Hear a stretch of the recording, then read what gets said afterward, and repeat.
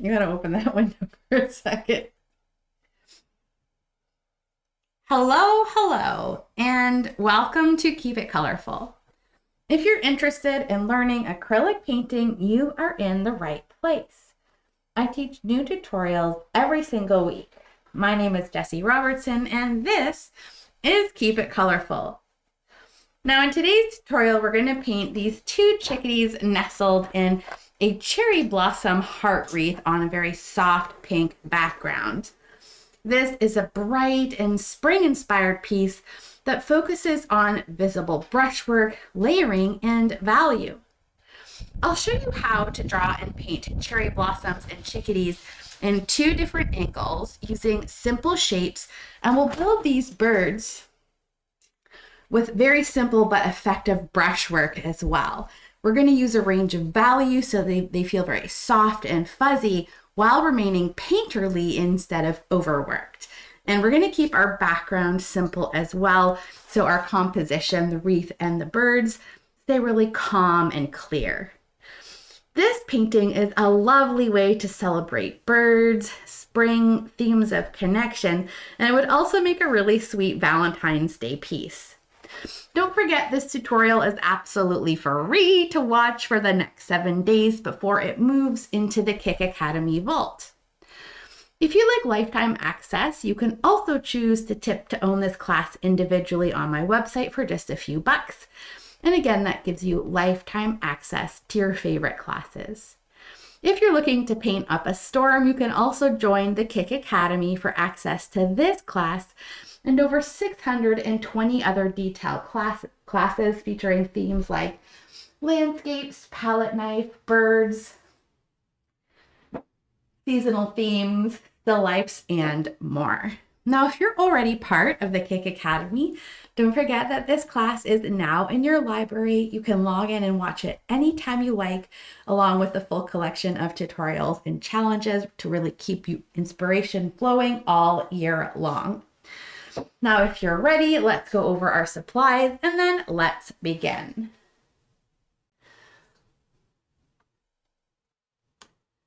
We have been working on some series of birds here at Keep It Colorful since 2020.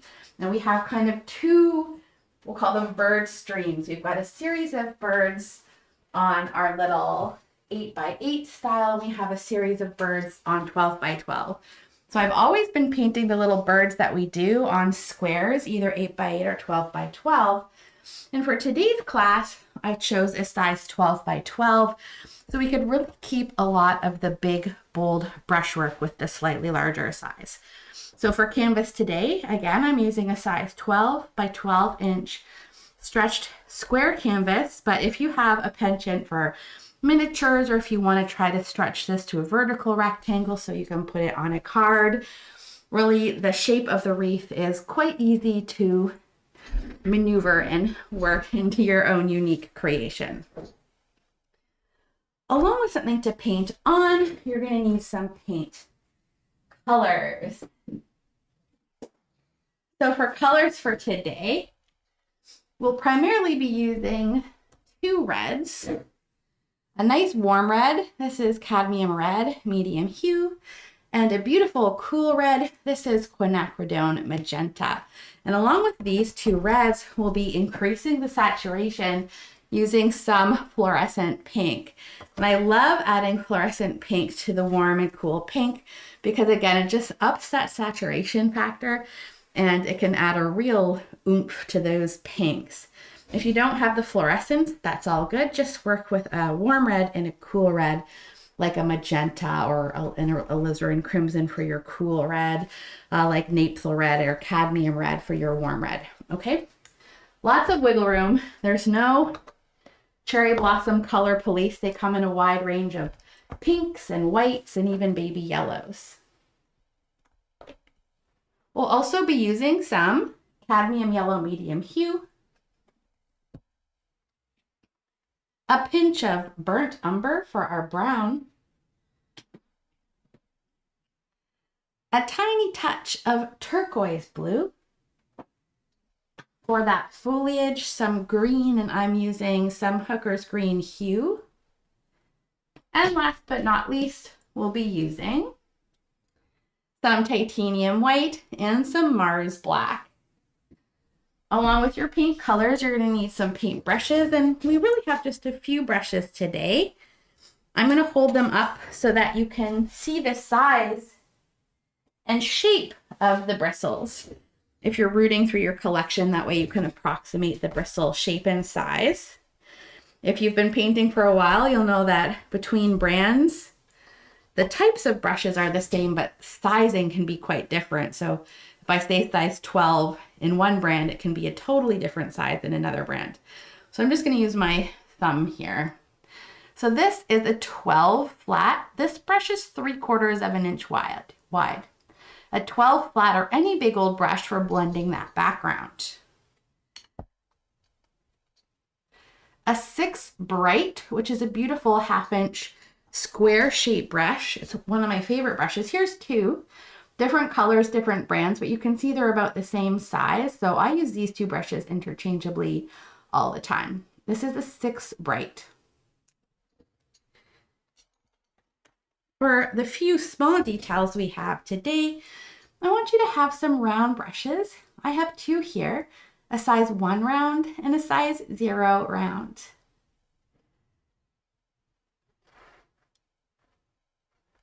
Now for a lot of the brushwork in our birds today, we'll want a brush called a 1/4 inch flat.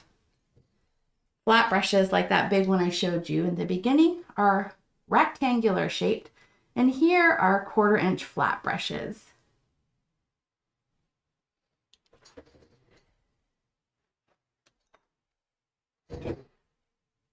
A 1/4 inch angled shader.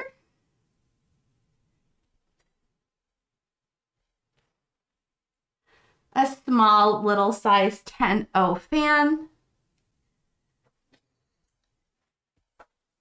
As well as a big old bristly fan brush like this one right here. These you'll find in the oil painting section of your art store, or you can get this one online. This was a really cheap bristly fan that ended up being one of my favorites, and it actually has lasted for years. And I have this on my Amazon store. It's Simply Simone's or Simply Simon's. Anyway, fabulous bristly fan, but any big old bristly brush will do today. Paint colors, canvas, brushes, just a few other things we're going to need. A big jar of water, and then something for drying off your brushes. We add water to our paint sometimes too when we want a thinner consistency. So have a big jar next to you, or even two. You can never have enough water when you're painting.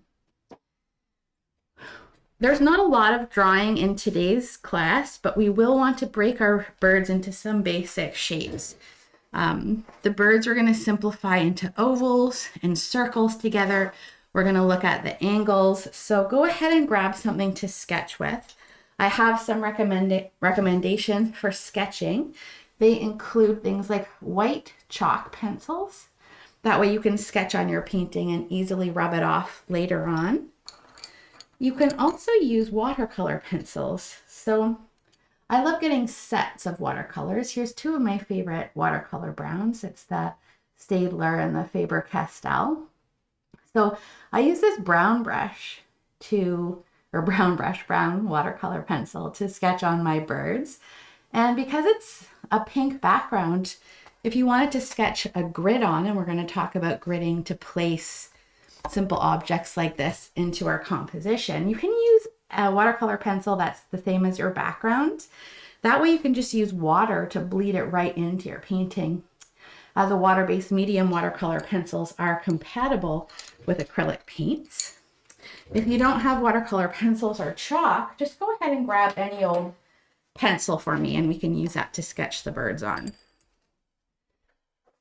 Two more supplies, not necessarily essential, but I certainly use these every day in my studio. This is a blow dryer. I use this to control the dry time on my painting when I want a background to dry faster. And I also always have a spray bottle full of water. I love this one. It's electric, so if I hit the button, it just sprays a beautiful fine mist for a long time. We'll use this when we want to slow the dry time of our paints. My favorite palette is a glass palette, and I use these cutting boards because they're tempered glass and really durable, and I don't ever have to buy new palettes. I just reuse the same glass again and again. So to keep my paints wet on the palette, I just lightly mist the tops every 15 to 20 minutes or so, depending on how dry the air is. That's it for our supplies, so let's go ahead and get started. We're going to pour out some of our pinks. I've already pre-poured some of my fluorescent pink here. And by the way, if you have neon pink, it's the same as fluorescent. It's just a different name for saying fluorescent pigment.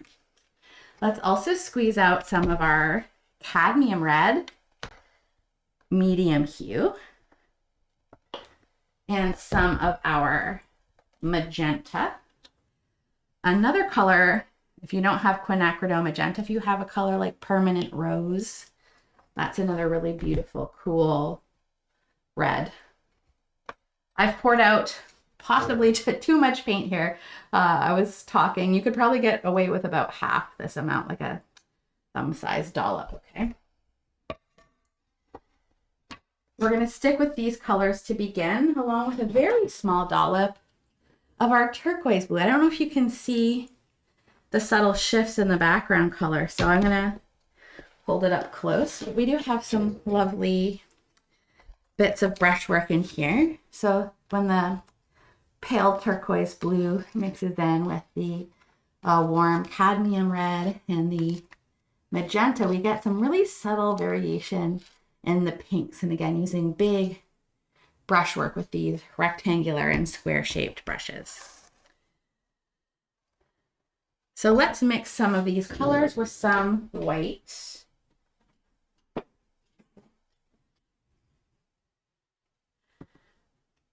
Pour some white on the opposite side of your colors.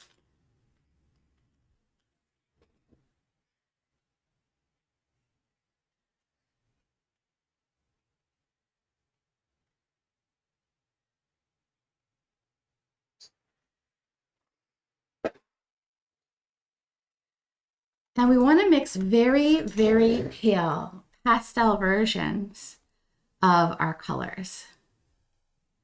So very, very pale. To make these pastel colors, let's start with some of this neon pink. Take a very large dollop of paint like this, and then go just the tip into that neon pink, mix it in, and will give us a really pretty pink.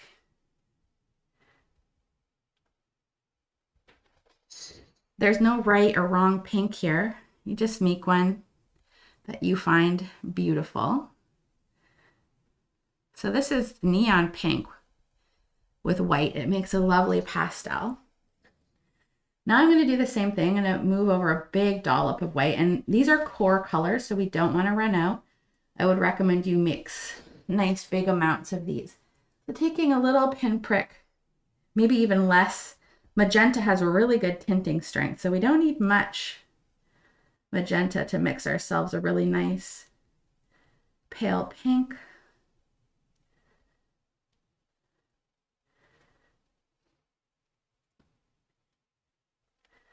So here you can see magenta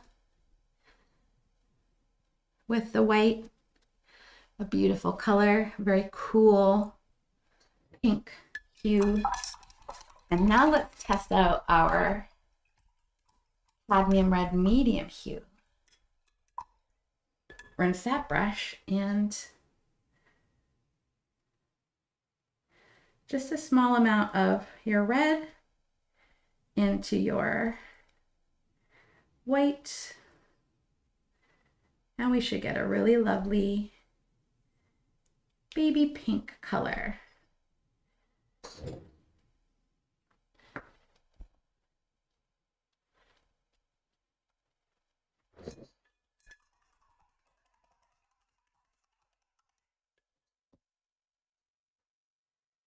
and add a bit more of that neon pink into this white so you can see the difference. This is a little bit of a lighter value that I made here. I'm just going to darken it to the same value as these ones so you can see all the different colors of pale pinks. There we go. So here's the 3 pinks, and we're going to mix these together with even more whites into our background. And let's take a little bit of white next to our turquoise blue, and you don't need very much of this. I just put a little tiny bit in the corners. So once again, let's rinse off our brush and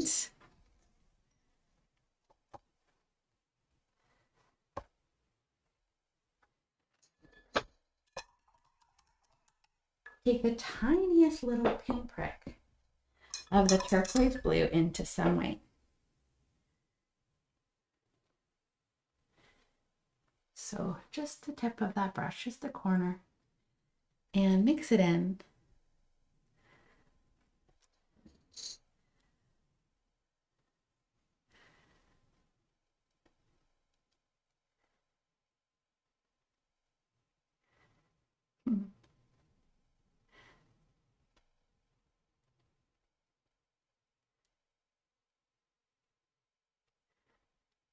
I see Kelly Edwards out there. Hi, Kelly.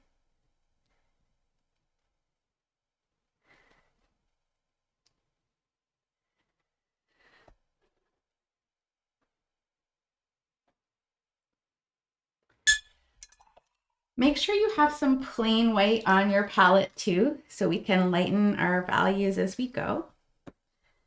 And I'm going to start with a bit of a bigger brush, like my bristly fan, to start really getting on lots of color. And I'm going to start maybe with a little white in the middle. And then I'm going to start going into my warmer pinks, like the cadmium and the neon pink, adding extra white so the color can be really soft. And I'm going to work towards some of the magenta towards the outskirts of the background. So I'm getting lots of paint. You can see some visible brushwork. And I love getting lots of color on here so that I can work it in and make different types of brush strokes later on. So I started with some of that soft cadmium color. I have some neon, so I'm going to add a little bit of that in there too.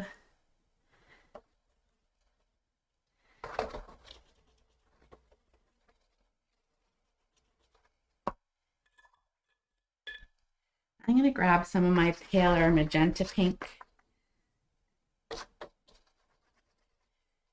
And you can paint these colors right around your edges.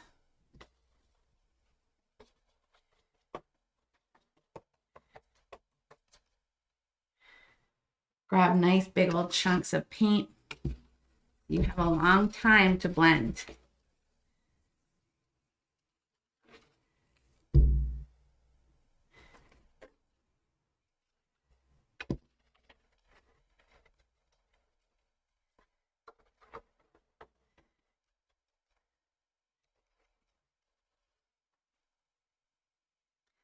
Look at this magenta. I've just poured a bit more saturation into the color and it's so pretty. Your paint will dry a little bit darker than it looks when it's wet. So I like to be mindful of my values here. Not that a darker pink background here wouldn't look amazing, it would. I kept my cherry blossoms dark. And I wanted to have a really strong contrast between the blossoms and the background. So I pulled quite a bit of magenta and even some teal into the outer ring of the background and worked it in so we could have more of these cooler pinks in the background. And to keep the blossoms really popping, I added more of the warm reds and I also darkened the value. I darkened this so that they pop. You could, if we were thinking creatively as we're working these backgrounds, and an option would be to do a darker pink background with the lighter blossoms. So now that I've got this background in here, I'm going to take my big brush, maybe even get it a little bit damp, this one, and I'm going to start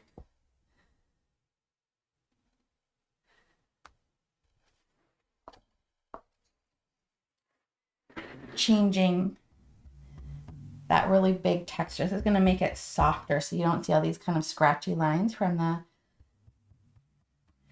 And if I move in different directions, I can smooth my brushwork and also see how it creates these big visible marks. So if I make smaller marks, the texture will be shorter. If I make bigger marks, it will be longer.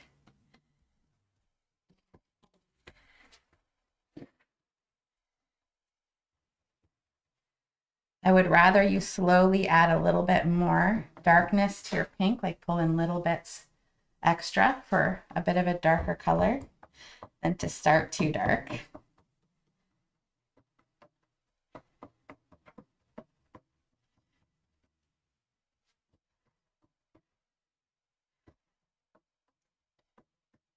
A little hard to tell because of the heart, but it's considerably darker. You can see if I put my hand here on the outside than it is in the middle of the heart.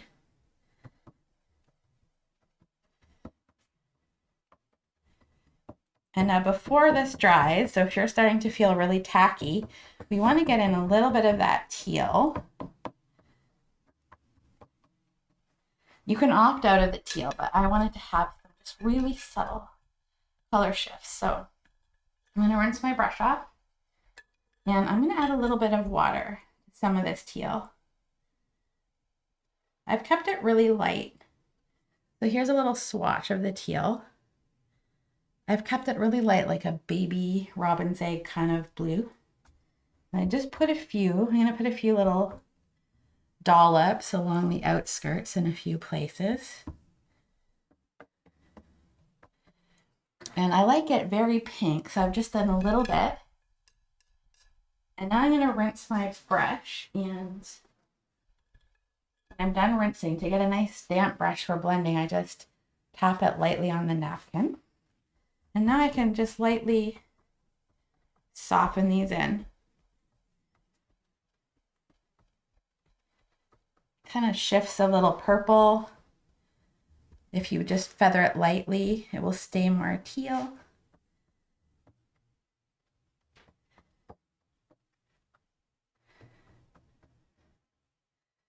You can even start lightly sketching that heart shape.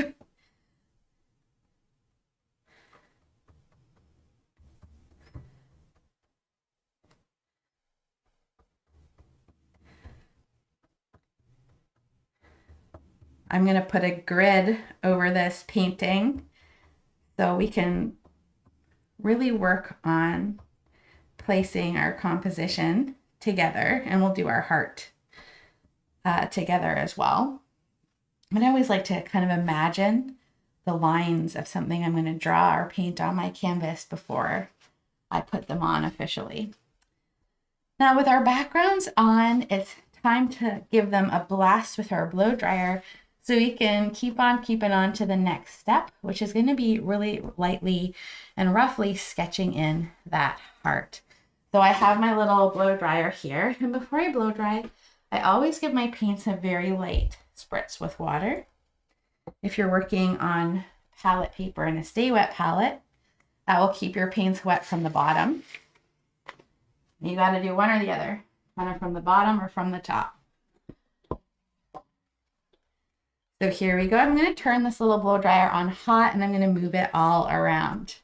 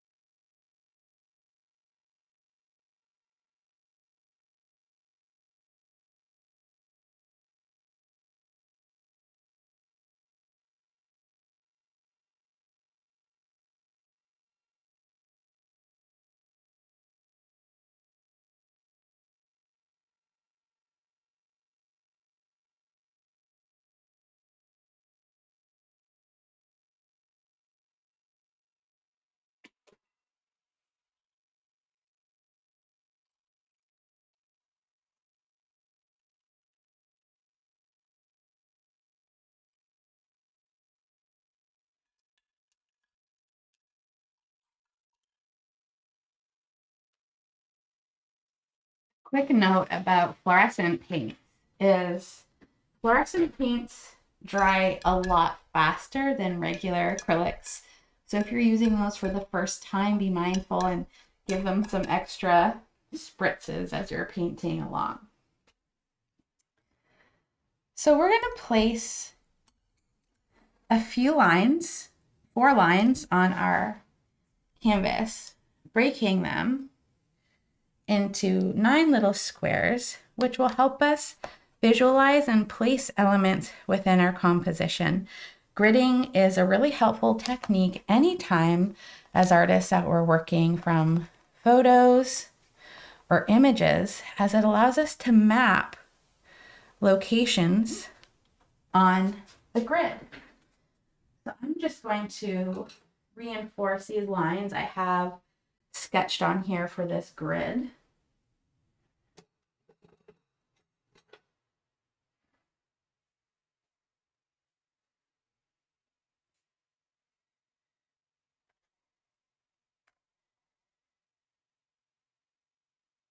Little something like this. So what we're going to do is break this into squares. And if you're working on a 12 by 12 like me, this is going to break down really beautifully into 4-inch squares. So go ahead and grab a ruler. This doesn't have to be perfect, so you're also welcome to eyeball this out if you don't want to measure.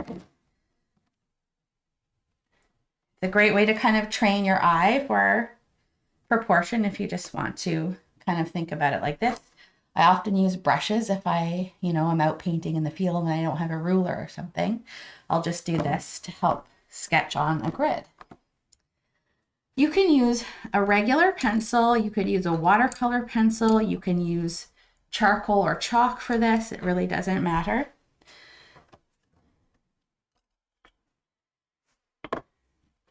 I'm going to take my ruler and I'm going to put a little tick mark at, I'll go for a darker pencil so you can see all my marks here. I'm going to put a mark at 4 and 8 inches here. And 4, 8, 12, so 4 inches and then 8 inches here. I'm going to sketch vertically. I'm going to draw quite dark so you can see my lines, but you only need your lines to be dark enough for you to see them, and the lighter you draw them, the easier it will be to integrate them into the painting.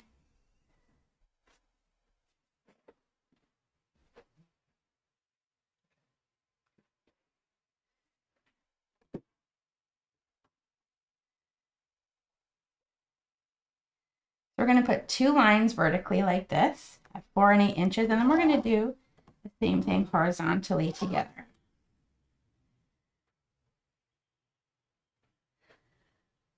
Now I'm going to keep on keeping on at a steady pace for this class. Anytime you feel the need to pause to zone into your painting, these classes are designed to be paused and enjoyed at whatever pace you like.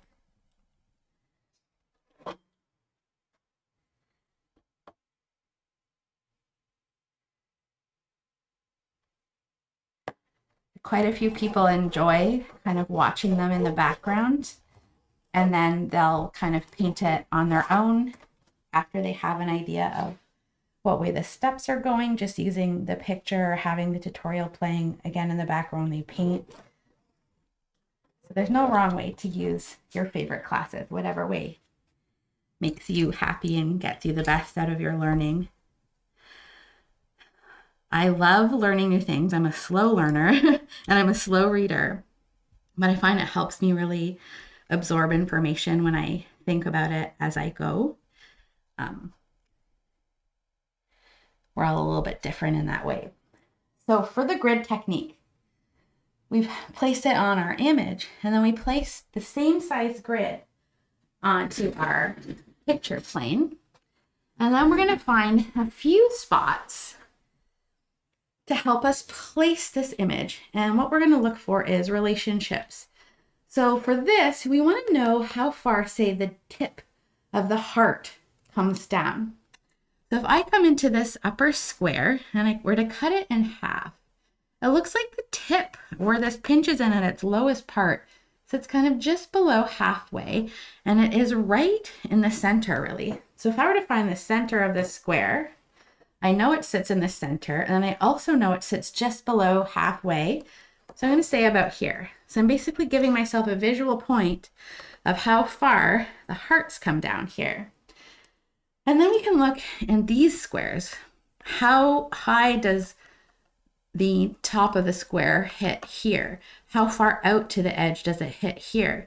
We can look at the negative space in the outskirts. So when you practice this a lot, you can kind of do it on the fly, looking for relationships here and here, or we can kind of map them out together. So this comes a little bit from the top, and the heart really fills the frame. It comes kind of all the way out to here, doesn't it? So the heart really fills up here, and same thing over here. It kind of hits, say about here, and then on this line, really close to the outside. So we know the top of our heart is going to be a little something like this.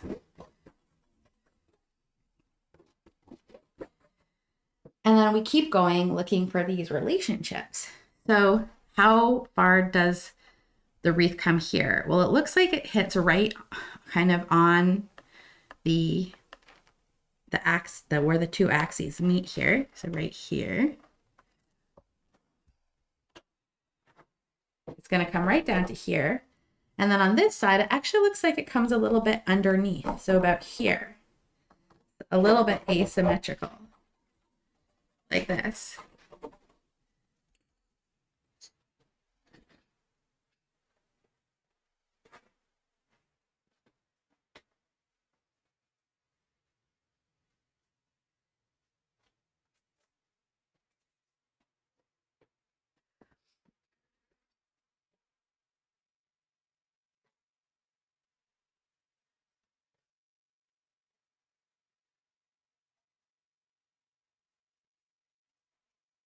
So next up, let's look at the lower point of the heart.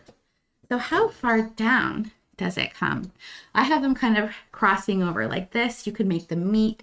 You could leave a gap in between the two little openings here with little buds on the bottom. Lots of fun things you could do with the heart wreath, but we want to have a similar, we really want it to fill the page. So, you know, this top of the heart really fills right up here. So we want to have the heart coming pretty low. It looks like it goes about a third of the way down, like if I were to lay these on.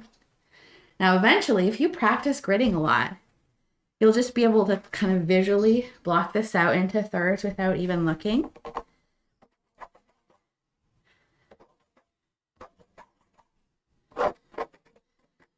We can have these cross them over a little bit higher so that we can have the, if you want to cross them, you have to come a little bit higher than the third, but they're going to kind of terminate at that lower area. And this is really all we need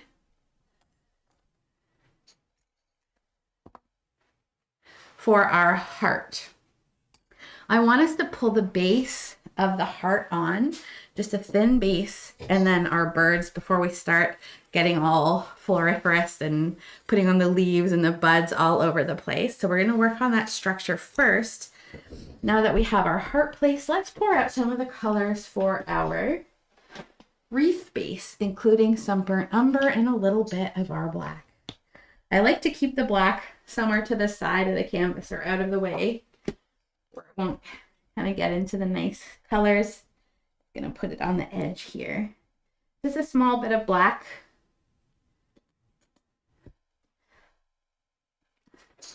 I say that, but the tip of my tube is clogged, and sometimes I'm lazy and I don't unclog it properly, and then I get a big dollop. So if your tip is ever clogged, you kind of gotta get something pointy in there. If you squeeze, it will end up everywhere.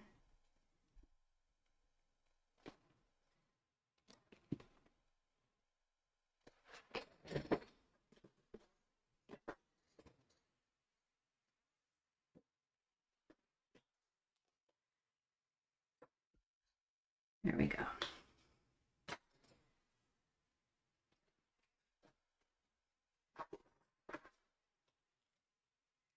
To make this color palette really harmonious, I added a little bit of our cadmium red right into the black.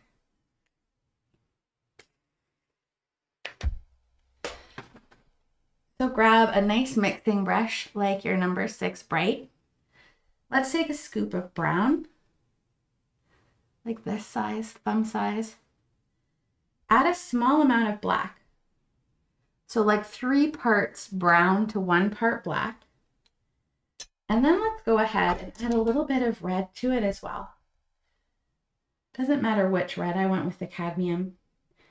And this just kind of tints our dark wood color with a bit of that reds and pinks that are really woven throughout this painting.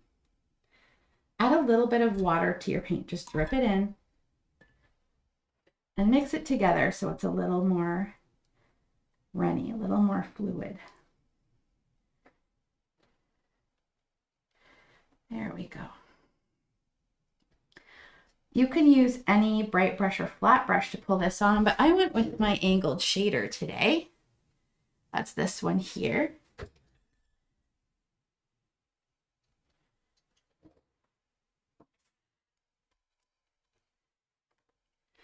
And I'm going to start pushing very lightly, not very hard, with the tip of the brush on here. And if I were to push a little firmer, you can see I get a fatter line.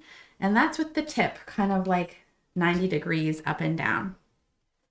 I get a pretty thin line with this watery paint. If I add even more water, I can kind of thin it out even more, keeping it soft, pushing lighter when I want a lighter line. So add some water to that paint. You can use the whole fat instead of the tip like this, which will get you a thin line. For thicker parts of the wreath, you can actually use the whole fat side like this. And if you want, you can even try to turn the brush to the skinny side and pull it down. Big part of the brush, skinny part of the brush. We're going to get this basic heart shape on. And then I want to make it a little wider in some spots. And when I widen this, I thought of it like a wreath kind of woven together. It's a little skinnier at the tips and the ends here. But then I started to kind of come around the wreath like this on the upper side and then to the under. On the outside and then to the inside. Outside, inside, outside. Let it taper. So I'm already kind of getting that wreath-like construction right in this first layer.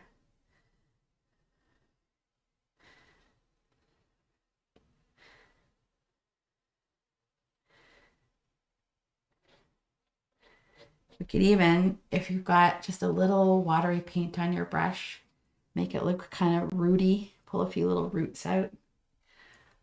And let's kind of get this to be a bit more gradual as well, so it tapers gradually. Getting a bit wider through the middle.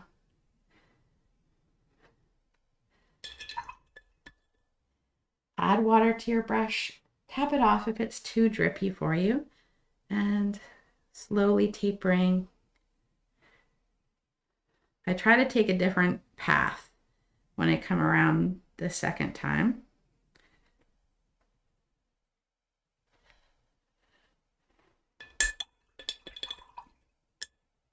I'm going to take a little bit of white and add it to some of this color. I'm out of my regular white. I've done every tutorial we've ever done except for the palette knife with this white. This is the Liquitex's student line, but we are in a really major winter storm and we can't get down our driveway, which is 250 meters long down a straight north facing slope, which is covered in ice. So I'm using heavy body white and it has way more pigment. So I meant to make a medium brown and this is very light. So I'm going to be mindful of that switch. There we go. So I had to add a little more paint to it because the heavy body white is more like a professional grade, meaning it has more pigment in it. And I have to add more water to compensate as well because it's thicker. It's not as fluid as their basics line. But what we want to get is a color that is a little bit lighter. So for the darker branches, we were using a dark color like this, really dark brown. So I wanted to add some lightness to this. So it's a lighter color. I might go a little lighter yet and add a bit more brown in there. Even a bit more red if you want a warmer brown.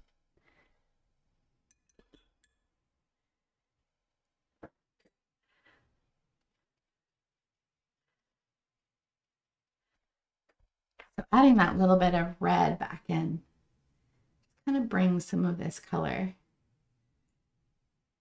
into the highlight color for the wreath. And with the white in here, I actually just pick out a few of these lines, and instead of just using the water, I can use the lighter paint and just accentuate this a little.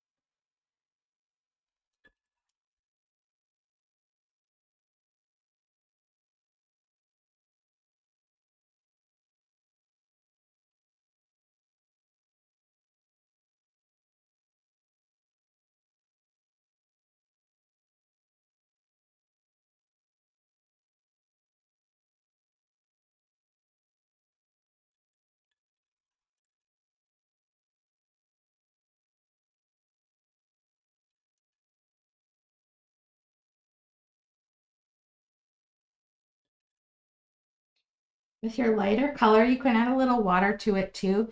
And you can start pulling out a few little bits of twigs here. So just take that angled shader and lightly pull a few branches out.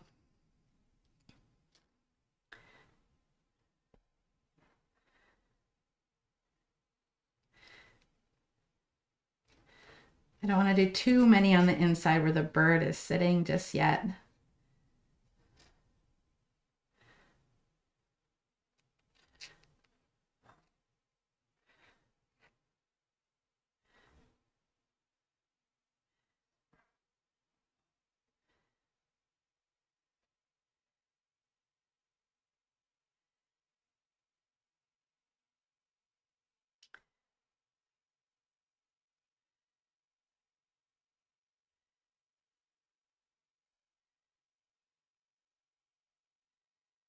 Giving my wreath a bit of a looser weave than I did the other day, but I'm feeling it. There's no rules, just whatever we feel like doing. If you have an intuition to try something, give it a go. So I'm avoiding putting too many little pieces of the twigs, the base of the wreath coming inside, especially in the center section, because our birds are going to be covering that area. So once we get to this point in the painting, I like adding just a few leaves before starting to pull in those birds.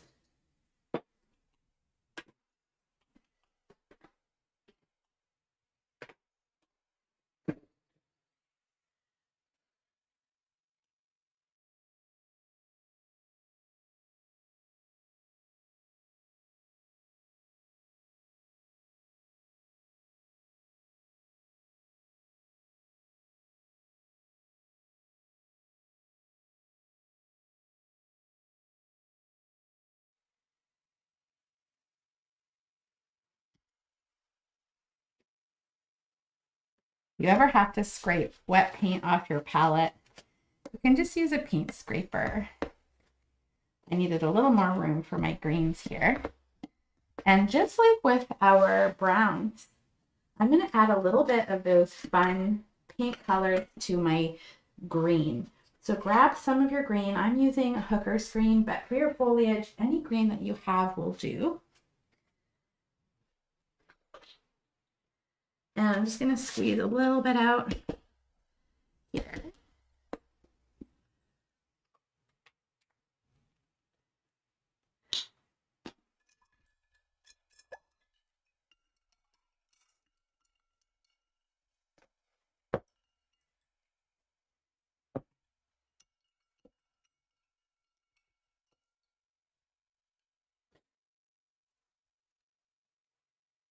And I want to get the value nice and light first. So here's my green plain. I'm going to take a little bit of white and I'm going to mix it in until I get a nice light green. And this is a pretty green, but it's very saturated. And the way we create a more natural color, or what we call muted color in painting, a beautiful way to do that is by adding a complementary color. So if you know the complementary color to green, and I think most of us do, shout it out.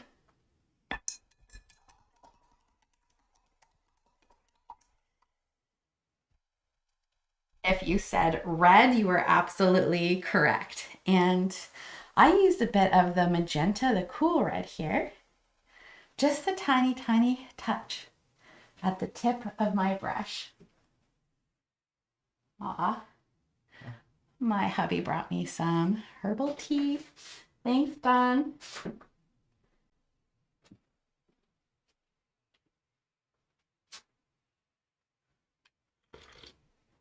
It's always nice to have a warm beverage while you're painting.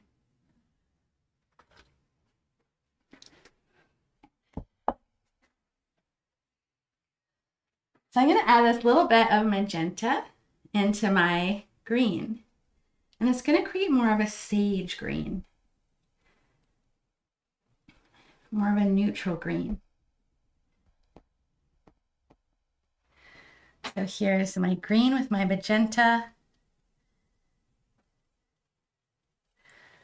for this color palette. And again, I'm going to add a little water.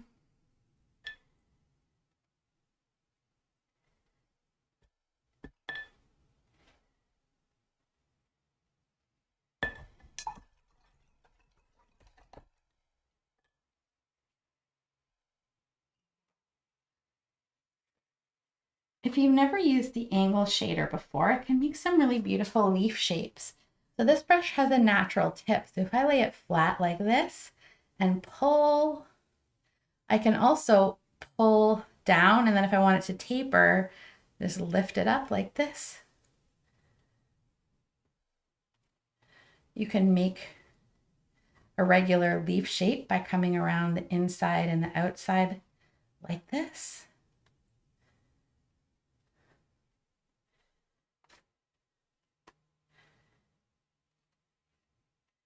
And sometimes I try to kind of get really fast character marks like this, and then you can kind of fill in a little bit of the other side, or these can be like leaves from the side. So when I go around the wreath, I try to follow, you know, the shape of the wreath a little bit, and then I'll come in, fill in some of these leaves, leafy shapes.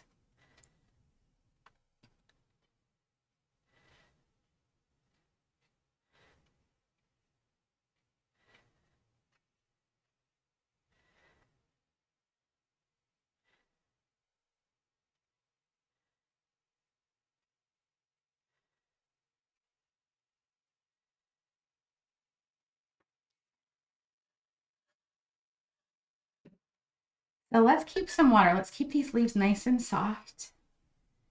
And so I really pulled some smaller ones at the ends, getting bigger throughout the body of the wreath. And I kept that consistent throughout.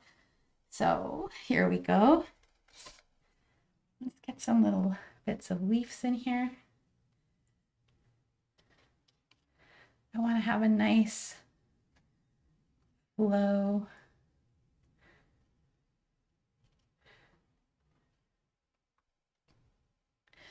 I'm not going to do too many at this time. We can always add some more, but I like getting a little base in here. If you want lighter green, you can always add a little more white to this.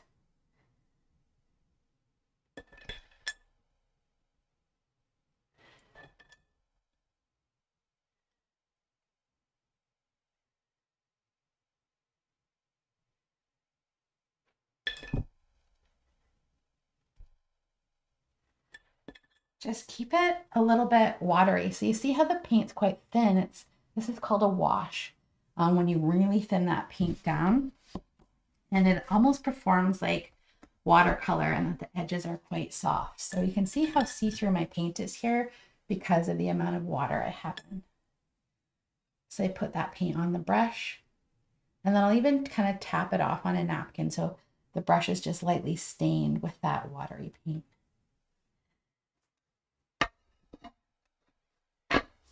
The birds are so solid that having some washy elements in the flowers and in the foliage, I think, gives a nice little bit of kind of visual rest.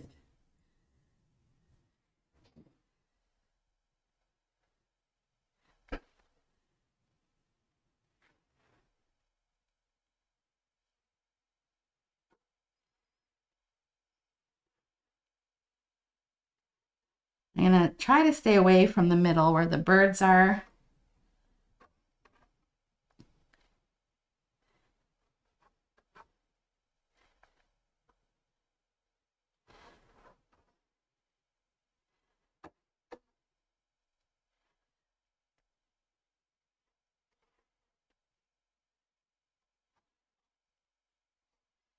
And again, sometimes they can just be little flicks of the brush, you know, going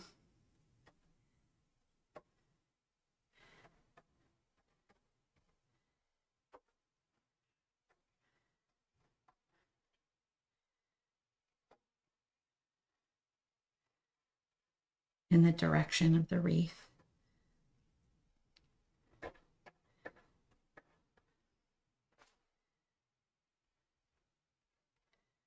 Don't worry if they mix with your brown, it'll just keep going with this kind of neutral. It will just neutralize the green even more, just like your red did. There's a lot of red in the brown, so it has a similar effect on the green.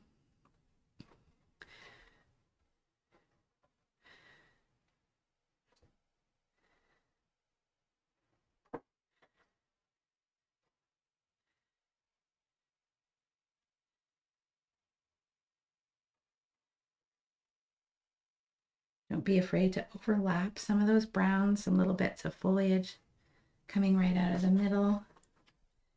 Okay, I don't want to go too crazy with my foliage just yet. I want to get those birds on and then make some decisions afterwards as well.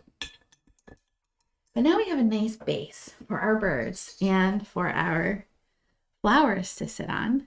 Let's go ahead and give this layer a blast with our blow dryer.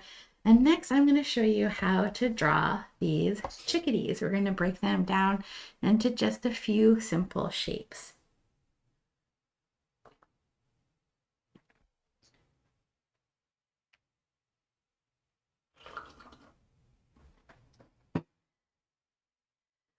So let's go ahead and grab our blow dryers and give this a blast.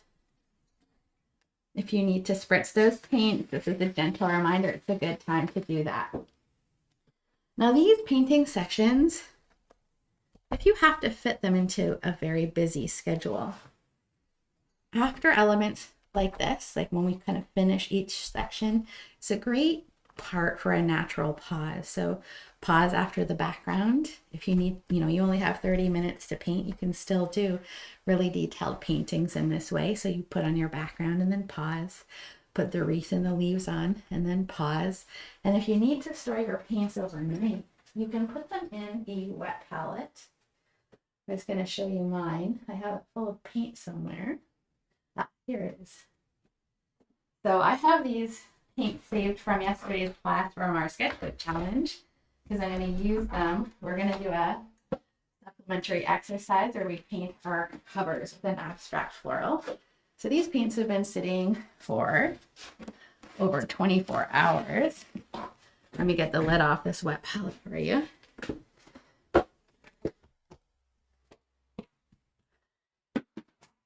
So these are just as fresh as when I first mixed them. Even though they're on the glass palette, I just gently spritz the top, put the lid on, and I've stored paints in my wet palette for 6 weeks right on my glass cutting board. Great tool to have in the studio if you need to break up into smaller sessions. So let's keep on keeping on with our birds here. And I'm going to give this a little blast with my blow dryer.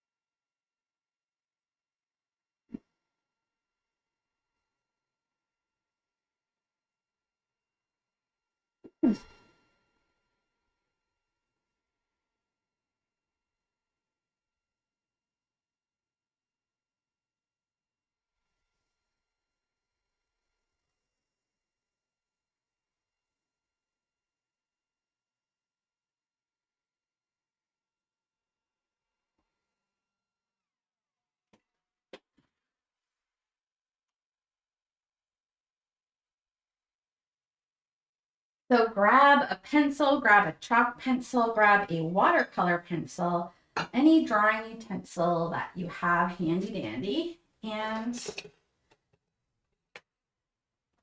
let's sketch some birds together.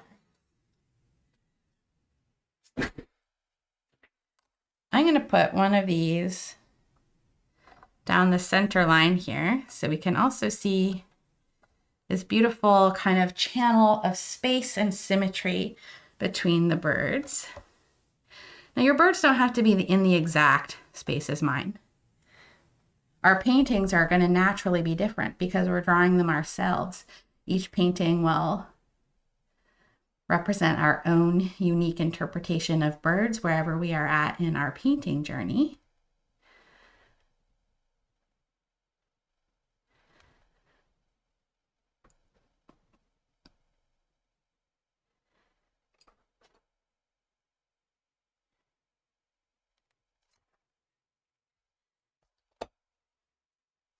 I always like to start with a shape like a circle for the body.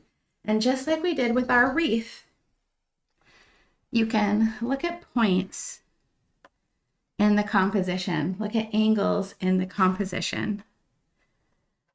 I think this center line's the most important one here. So this bird here, let's represent its belly, kind of leaving out that wing as a big circle that's going to come just below this upper line here. So just above this line, and if we look where this vertical line is, I mean, it will depend on where your heart, the outskirts of your heart is sitting. But in my painting, I have a little bit more of the body on the left side and just a little on the right side. It starts right on this lower line here, and it comes just a little bit below this top line here. So I know my head's going to be up there somewhere. And what I've got is kind of a bit, we'll start with a circle shape where I have more of my circle on this side than not. And if your heart's a bit of a different shape than mine, then just do a circle anywhere. Okay.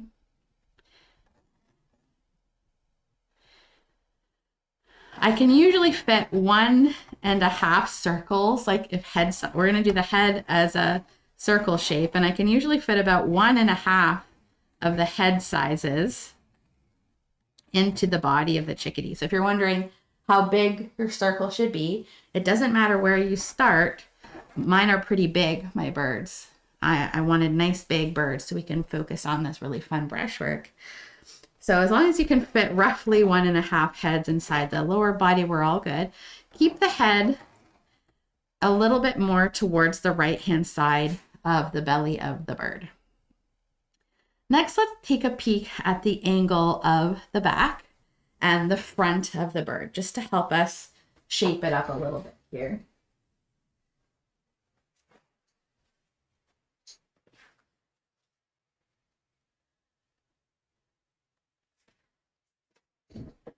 So the back is, if I hold up straight like this, you can see it's angled just a little bit in towards the head, isn't it? So when we connect the back and the body, I want to see this little bit, this kind of triangle of negative space between the outside of my wreath. I want to lean the birdie in a little something like this. And for the head and the belly, if I were to draw a straight line here like this, the belly's kind of puffed out a little bit more. And it's also not a perfect circle, is it? The belly kind of angles in underneath the peak of the breast, really shaping up the belly here. So we don't want to stick with this circle, or it might look like it's eaten a little too many sunflower seeds. So this little circle that we drew, this represents where the head is. And before we know where to puff up that belly, I like looking at the angle of the head. So it's angling a little bit this way, like a little bit down. So right where that head sits, let's give ourselves a little bit of an angle like this. And then the belly really is at its widest part here. That's right here. And then it angles down just a little bit towards the bottom of the wreath. And then where it's sitting on the wreath, it kind of flattens out a little bit. Just kind of puffing up the inside of the body. And then when I connect into the top of the head, we're going to angle it back. So we want to make sure that the belly puffs out a little bit further here than the head, so that we kind of create this egg shape sort of overall, right? It kind of tapers in a little bit like this at the top, the whole bird into this. I could fit the whole thing in an oval, and we're just kind of chunking a little bit out of that perfect oval, or egg shape, I should say, to create the lower part of the belly. These are just the basic shapes. The lower leg of our little bird is going to be coming out from the bottom of the belly too, and it's going to be sitting on the wreath here. And if it's too far away, you can always bring a little leaf or a piece of the wreath up a little further. The leg's just going to kind of shoot out right from these lower feathers here. And now we're going to get into the face and doing the final shaping of the bird. Let's take a peek at how these little guys are looking at each other. So this little guy is looking up a lot. So he's kind of looking up, and this guy's kind of looking down a little bit. So we get this really cute interaction between these little birds staring at each other. So that's an important angle because we're going to put a plus side inside of our bird's face to show the direction that it is looking. The beak in my painting sits just below this line here, but it's really going to be determined by wherever I put my head. The circle here represents the head. We want to cut it whatever angle it's looking at. I'm going to have mine looking up. I'm going to draw a line through the head at the halfway point, so cutting the circle in half. It's maybe a little bit higher than there, but it roughly sits under this line. And then cut it in half again this way. So we should have our circle equal roughly 4 equal pie shapes. And the eyeball sits really beautifully on this side of the plus sign. I'm going to get a darker pencil here for a second. So the eye is going to sit really nicely right here, like this. And then the beak is going to come from this line here. And this is where we're going to start to get very chickadee-like. The beak is going to come into the face a little bit, and it's going to come down a little bit below and then a bit more above, like this, okay? And then we're going to pull the black cap of the chickadee a little bit from our circle shape, a little bit more into the beak. Heads are pretty flat. A lot of time if our birds aren't looking right, we've got a big kind of bubbly head like this, and they start to look more like penguins. So make sure it just is mostly flat and then just curves gently down to the back and the top of the birdie here. Now we're going to do a bit more shaping under the chin too here, okay? So I'm going to come out a little bit from my shape. I'm just going to accentuate that chest up here and the lower part of the bird. So it's really like boop. Now the beak, just do a little backwards triangle from the shape of the beak on the inside, so it kind of looks like a little kite shape or a little diamond shape, like this. So the black cap of the chickadee encompasses the whole eye. It's going to swoop down from the beak and up a little bit like this. So it's got this little black cap like that. And then so this is the part that's going to be black here, like over the whole eye. You don't have to shade it in. I just wanted to make sure you could see this line through all the others. And then the lower chin, remember we kind of drew this line down here. The lower chin is going to follow that curve. So it's going to be really big and black right here. And it's going to taper off like this. So there's that black cap. And we're going to have a little bit of a wing for our bird. So this part will be black when we paint it in. The wing of the bird, we're just going to see a little bit coming off like this.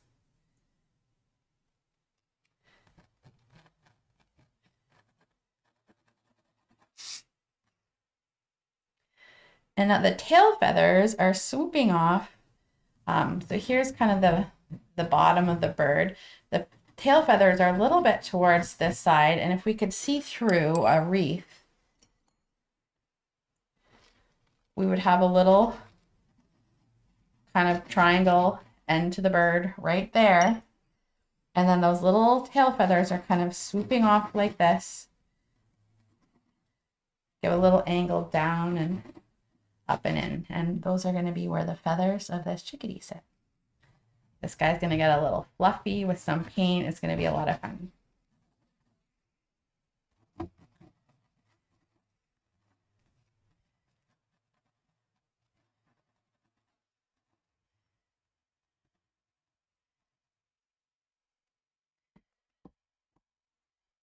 Our other bird is at a slightly different angle. But I do love looking at this kind of space in between these two Tweethearts. Kind of coming right through the tips of the heart shape. There's almost kind of an equal, this nice kind of symmetry. Not perfect symmetry, it's asymmetry. You know, like this is this almost like an hourglass of pink, but you can see this bird's a little higher here, this bird's a little lower, but it's still this beautiful channel of pink background, and that's called negative space. So I love kind of analyzing my negative space in this, and I really kind of tweaked the bellies with a background color, and like after I was finished painting them, I adjusted it even more so that it could look, that often makes a painting look really together, really harmonious, or have a nice flow when we pay attention to not just the thing we're painting, but how the spaces around what we're painting interact with each other. So let's use that circle shape for this. I see Cheryl in the chat says, I love a fat, fluffy bird. Me too, especially at this time of year. So yes, let's put on our next fat, fluffy bird here. If we take a look at where it sits in the wreath, it's a little bit higher than this bird. So not starting right on this line, but just a bit above. If you're a different composition, then we just start with a circle shape anywhere. My circle shape sits just below this one, a little bit higher than where this one ended. So I had the circle here. So this one I wanted a little bit higher, but roughly the same size. And you can think of it as a circle or an oval, kind of like this.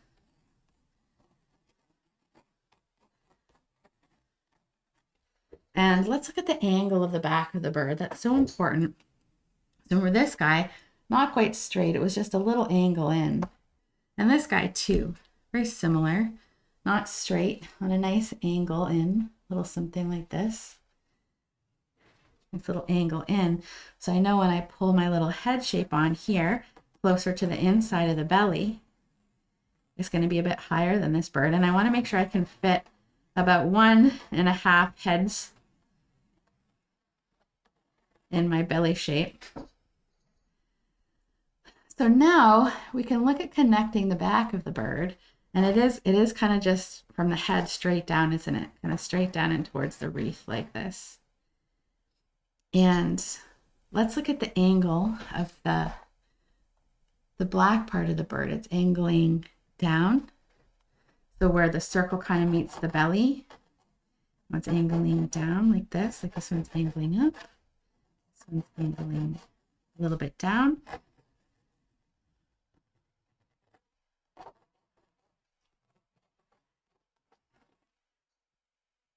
We'll put that plus sign into the circle of the head as well. Whatever angle you put the horizontal line is going to be kind of the angle that this bird is looking. So here we go. Got my little plus sign in the head. And I'm going to draw that little beak coming out here. The eye is going to sit right just on the inner side of this plus sign in this slice of pie.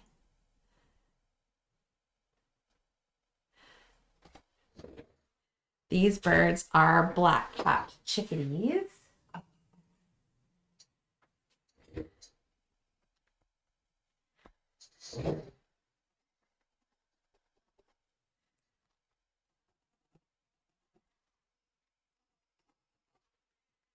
And now let's shape up the front of our bird a little bit. So once we have the beak on, once again, we're going to pull the black cap a little bit over the beak.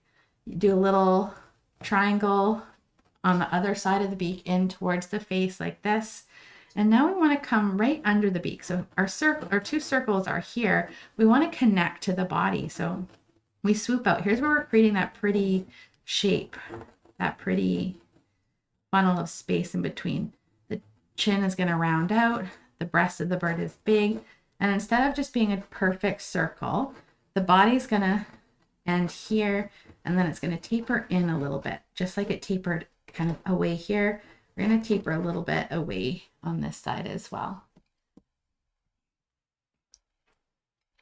Adding the black cap will help form up the shape of our chickadee. We're going to swoop up and over like this, and down below here under the chin, a little something like this.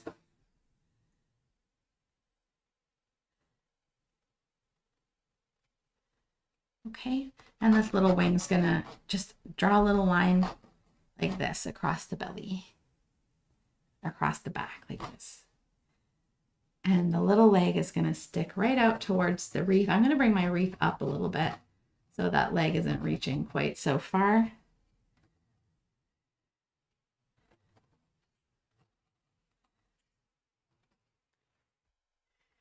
The little tail of this bird will be coming off right here, We're just gonna swoop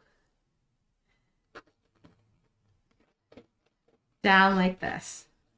And a little fan, kind of like coming out of the body like this.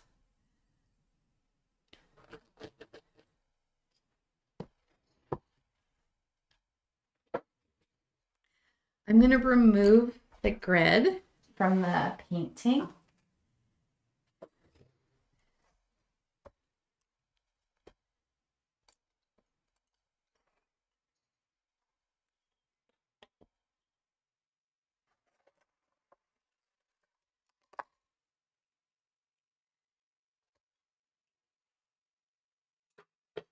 And now we're going to use a little bit of black and we're going to start filling in our birds.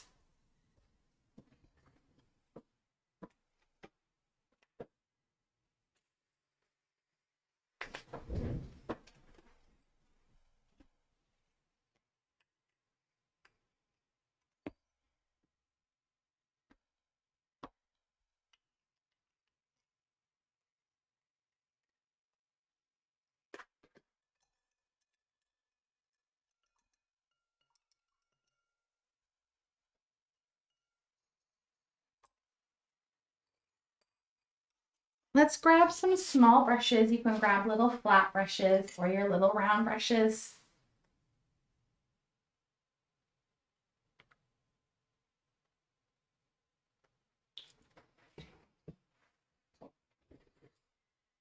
I like to add a little water to my black.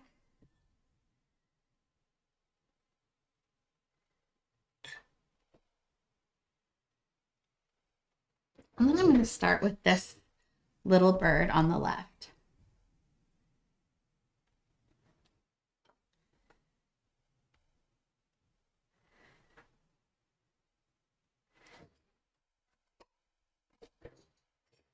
Before we continue, I want to make a little bit of a medium gray.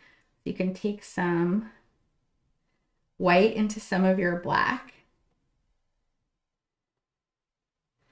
and make a medium gray color.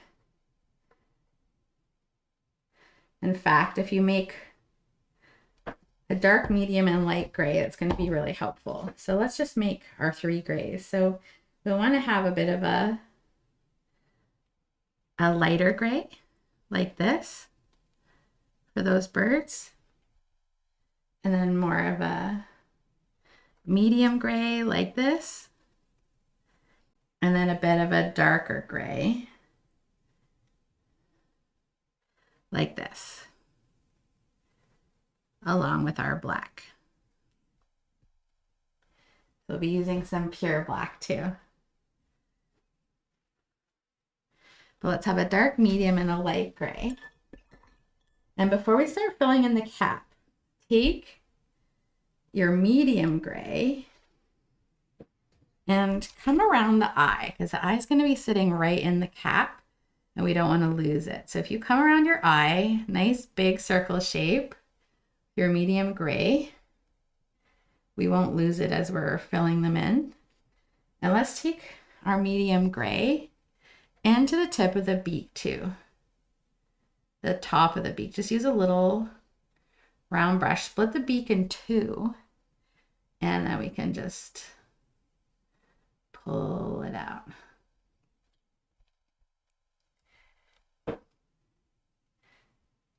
Then you can fill your eye in with the black and then under the beak. The under part of the beak is going to be a bit smaller than the upper part.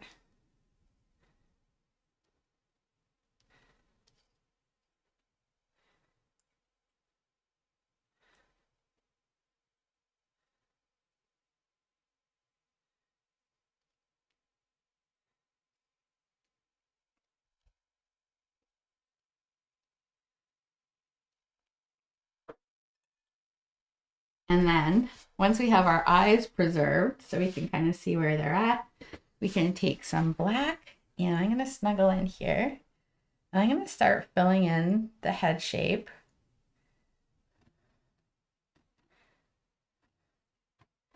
And getting that swoop. I look at the shape of the white to help me with this.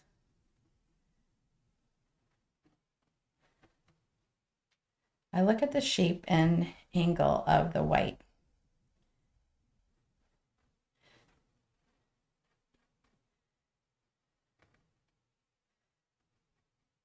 And here's the little chin, like this. And as we're filling in our birds,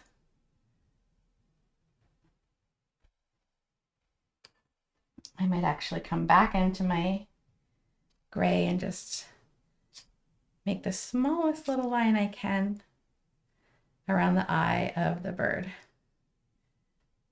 As we're painting in this chickadee, wipe off your little flat brush and come into some of your medium gray. I want you to start thinking about the direction that the feathers are going to be coming in.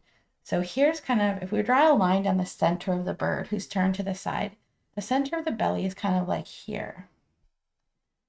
So when we pull in these feathers with our flat brush, we're going to be following it like the bird is kind of round, thinking about kind of tracing it like it's a ball with these little marks. Kind of a darker gray down below, and then work it into a lighter gray at the top.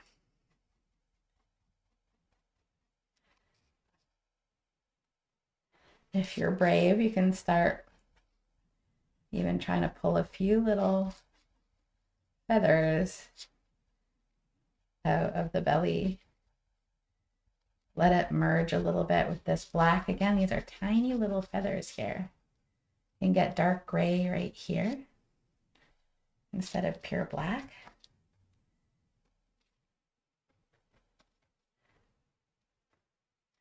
I always just try to pull a few tiny little feathers out as I'm working in here. Go back to a darker gray where this wing is sitting.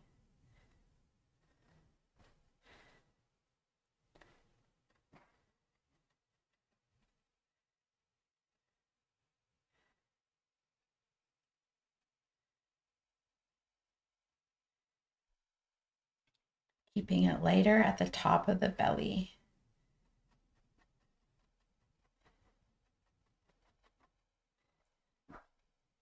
Rinse your brush and take some of your lightest gray. You can even make a gray that's even lighter like this. This is a value scale from our dark gray to our dark or charcoal gray to our dark gray, our medium gray, and our lightest gray. So the values are lightest at the top of the chest and they get kind of darker towards the bottom. I'm going to take some of that lightest gray, and the direction that these little feathers are going in is kind of down and swooping out towards the back like this. If we can preserve some of these brushwork, like don't blend it all in, like let the viewer of your painting know what you are intending to represent with the strokes. You don't have to buff everything out. This kind of expressive painting is often about preserving those marks. At the end of the painting, we can even build up some really thick paint. But for now, let's just start kind of thinking about the direction and building in. I'm using my 1/4 inch flat brush here.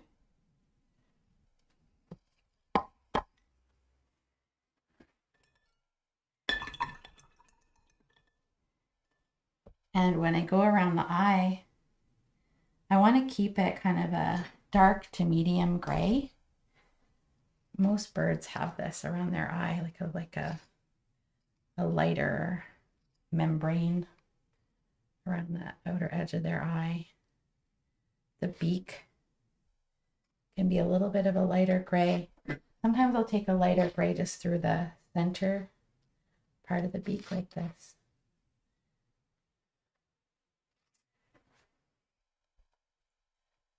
Okay.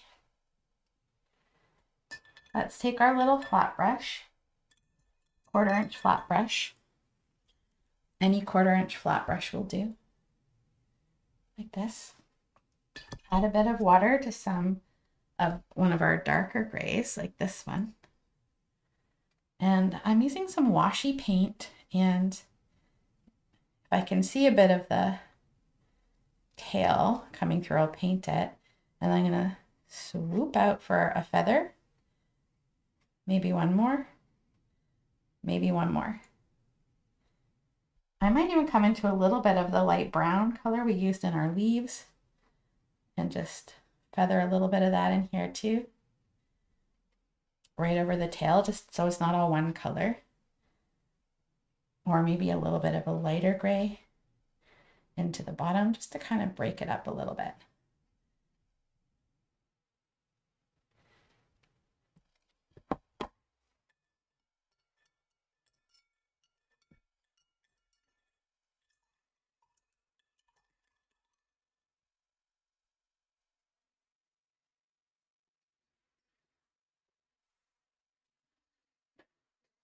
Let's take a little bit of our pure burnt umber brown into some white, and then add a little bit more cadmium red. This doesn't have any black in it like our wreath base did. This is just brown, a bit of red and white, and it's almost going to make kind of a pinky brown, which you can see in here. So this is the color I've got. It's a bit too dark, so I'm going to add a little more white. This is kind of a highlight color in the birds. I've added a little more white here, and this is looking good. This light kind of pinkish brown here. And I'm going to use this just right where the belly is going to meet the wing a little bit. Right here.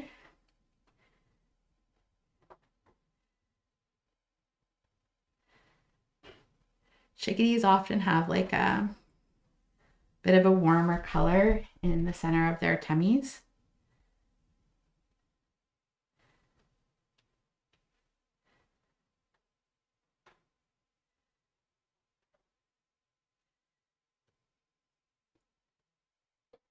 I'm adding a little more black into my wings right here.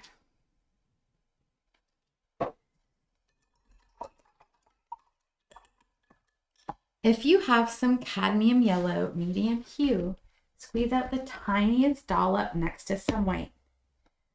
We're only going to use it in the center of our blossoms and a little bit in the brightest whites of our bird. So I'm going to mix like a pinprick of this yellow into some white. People won't even know. They'll just think it's pure white. But you and I know we've got some yellow in there, which will make those whites pop even more. And let's try to use a nice amount of paint on our brush like this. And let's just pull a few swoops, say into the face, using a light pressure.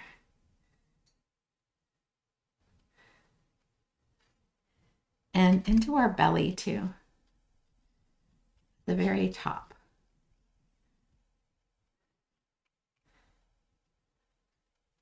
If I touch the black, I wipe my brush off to help preserve the light color. And I might go from here into a very light gray. The underside of the belly here is in shadow. So I want to let it get a little shadowy, maybe integrate some more of the pinks.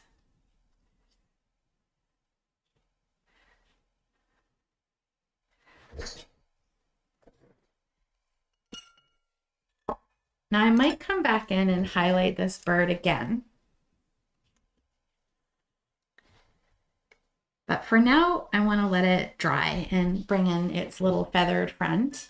I'm going to do one more little thing here. I'm going to come into some pure black, and I'm going to give it some tiny little birdie feet.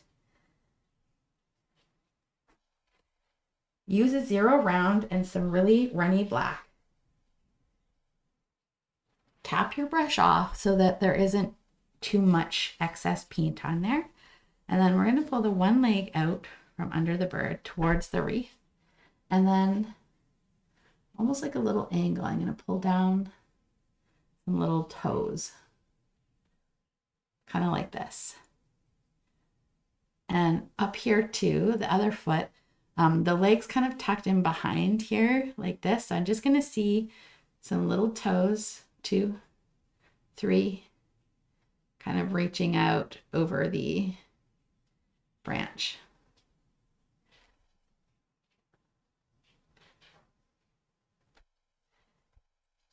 When this is a bit more drier, we can try now with one of your lighter or just kind of a medium gray.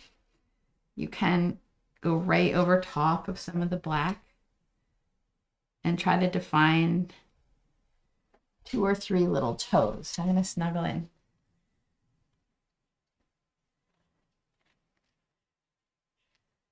One, 2, 3.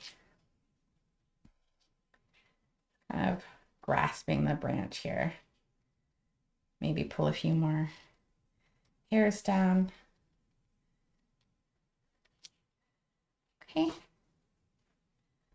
While I'm here, I'm going to clean off that brush. I'm going to grab the tiniest pinprick of pure white. And I'm going to put one little dot towards the top of the eye. Maybe add a little light gray in the middle of the beak. We can come in for some final highlights at the end. For now, let's get this guy looking like he's filled in too. Rinse off those little flat brushes you were working with. Give them a tap on your napkin so they're ready to go.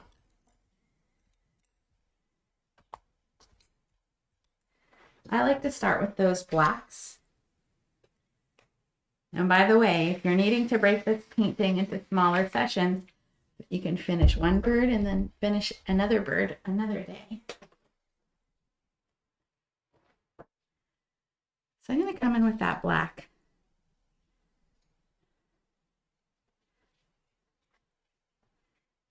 Again, that forehead nice and flat. Coming around that eye. I look at the white shape in there for some clues. I need to bring my chin out a little bit further. There we go.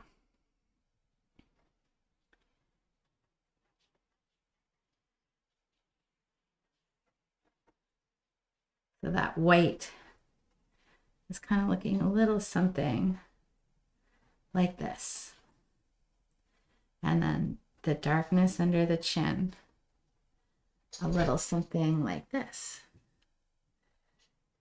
And now that I've kind of filled in the face, I need to tweak my beak a little bit. It got a little bit short. So remember, the beak sits in line with the mouth. So the center line is always going to be kind of roughly where the eye is. I just need a little bit more beak here.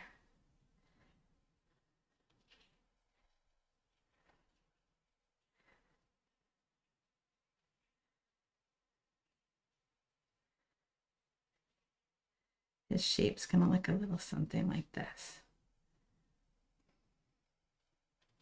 Out comes that little foot. And hooking a couple little toes around this way. And just like the other one, towards the back of the body, we'll have maybe 1, 2, 3 little talons coming in like this. Maybe a bit of that black wing like this. With the blacks established, we can start building the values of our chickadee. And remember, we're kind of trying to work where it's kind of lightest at the top of this. And they're kind of like little balls, almost birds, aren't they? These soft little balls. I don't know if we've got any other birders out there who love watching and feeding birds, but I am obsessed. Chickadees are quite common but they're so friendly. They are the friendliest birds at the feeder. They're not very scared of humans, and they're so funny. The birds all have different feeding styles, and chickadees will fly in for a single seed and they fly back to their tree. And they come in for another seed and they fly back to their tree. And they have the cutest little voices. And let's start with our medium gray towards the top.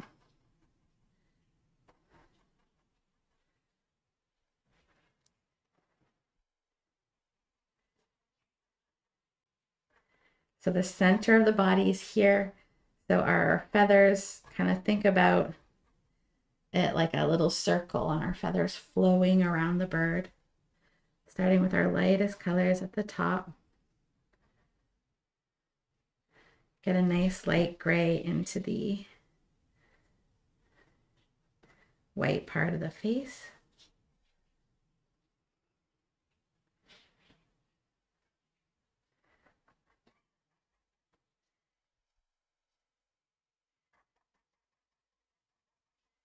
Getting a little darker underneath.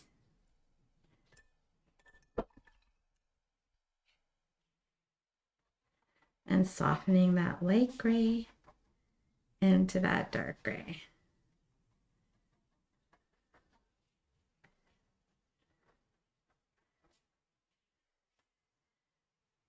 This is definitely a well-fed chickadee, but that's the way I like them, especially at winter time.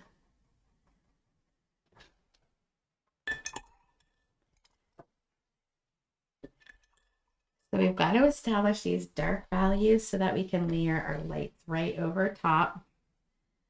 So once we have the darks, we can go into that whitish yellow. This is a tiniest poke of yellow in there, so it's almost barely visible.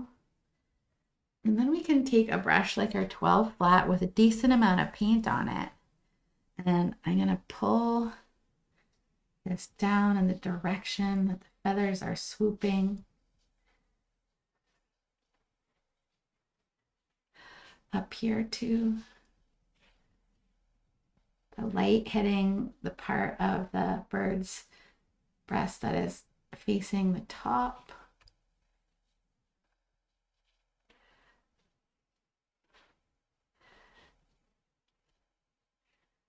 So putting it nice and thick up here, and then as my brush runs out of paint, I'm going to keep coming down, and I'm pushing very lightly, and now I'm really trying to get some of those fun brush strokes where I'm integrating this down.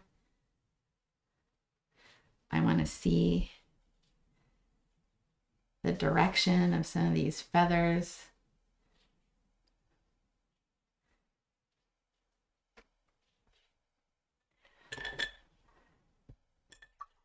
So flowing in the direction of the feathers down the wing. You can always have some kind of coming in the opposite direction if you really want to make them look fluffy.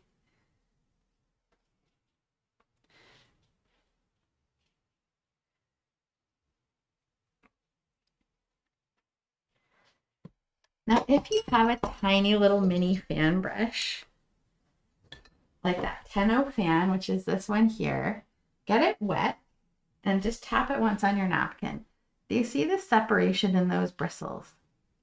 One of the ways I got a really fluffy look in this chickadee is I loaded just the tip of this fan brush so I could still see some separation in the bristles, and I just lightly touched the outside edge with the fan. So here,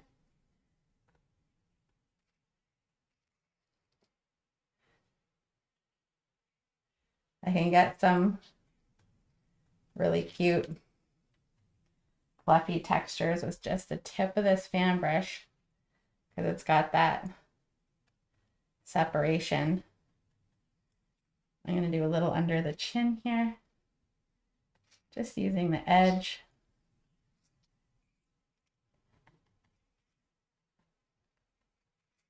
And you can do it coming into the white mask as well.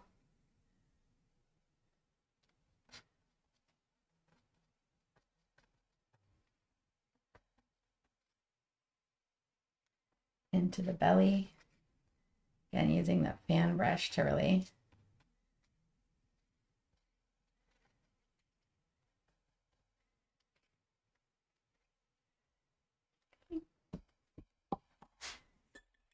Now we've been using primarily our flat brushes, but the fan brush, especially this little mini fan brush, I already come into some of my whitish yellows and use I might use just this side of the brush here. I can get some beautiful highlights, and you don't need always a little brush. You can kind of come right in with this fan brush.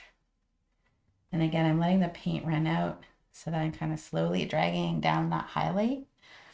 Just leave some gaps in between. So I'm going to come over here and use this brush. Start at the top. So I went into quite a bit of paint there. Hard to see the thickness of the white paint, but it's really thick, you see? Got a nice dollop. And we're getting some almost like impasto style texture where see how it's starting to get raised up off of the canvas. That's impasto it just means thick like dough. It comes from the Italian word for dough. And you will see a lot of Impressionist painters. Monet painted with impasto brushwork in all his paintings, really thick. And Van Gogh as well in paintings like A Starry Night. But it's not done with a palette knife. He actually did it with a brush just like this. So you can add some, oops, I got some unintentional gray here. I can either work that in or try to wipe it off. I wanted a much lighter gray than that. So I still want to have a difference between the shadows and the highlights, but you notice how we brought up the values, we've lightened them all. So we've gone from a darker gray, now we've gone from the whitish yellow to more of a lighter gray. But it's important to put that dark gray on first so that we can see the brush strokes. So if we had all of our brush strokes in the light gray, we wouldn't be able to see the separation between our light gray strokes, which is giving this really fluffy look to our chickadee. Now we're almost done here. I'm going to take some dark gray and I'm going to add a little brown to it. So it's kind of a grayish brown. I'm going to add some water. And I'm just going to swoosh out this tail. I'm going to swoosh out this tail like this. Maybe loosen this one up a bit too. I'm going to add some lighter gray, even some of that light brown into the bottom of the tail.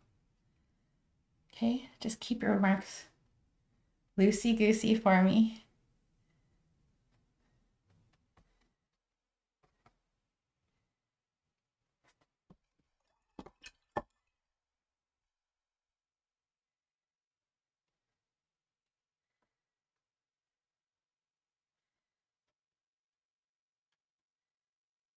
I want to tweak the eye of this bird. I'm going to come into my egg gray, any darkish gray. Make sure we've got that line around the eye. And then to really make it pop, clean your brush off, go into some pure white and put a little dot right at the top.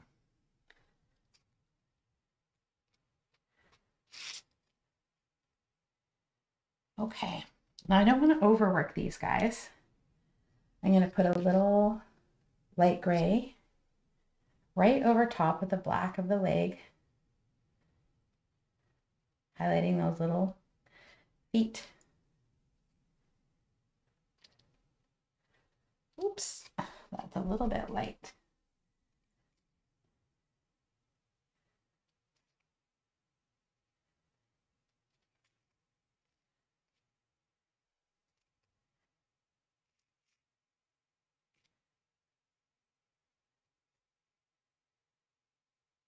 For these tiny details, add a little water to your paint and just little bits of paint. little bits of paint for me.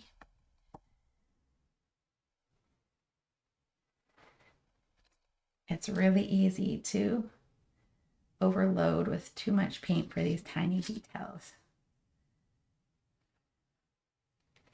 Like the feet.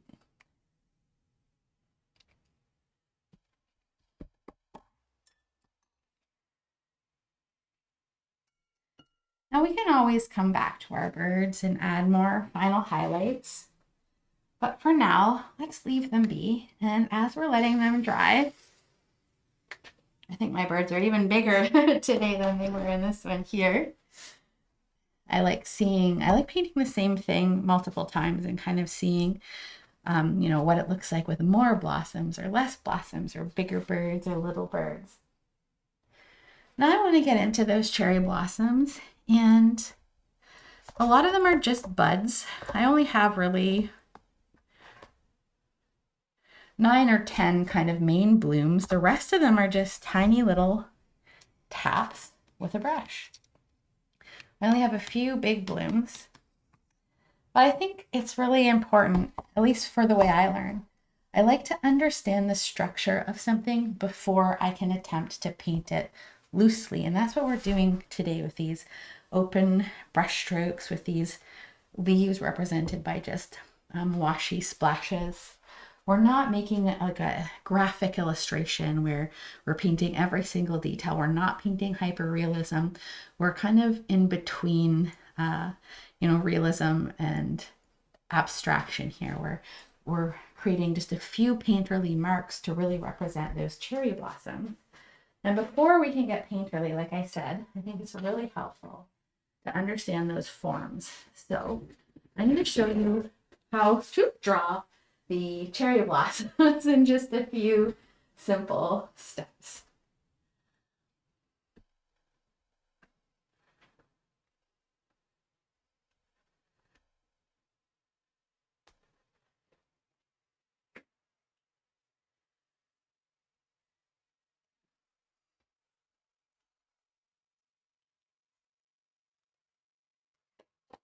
Feel free to grab some scrap paper. Now let's think about looking at a cherry blossom from front on. And I love looking at a roll of tape.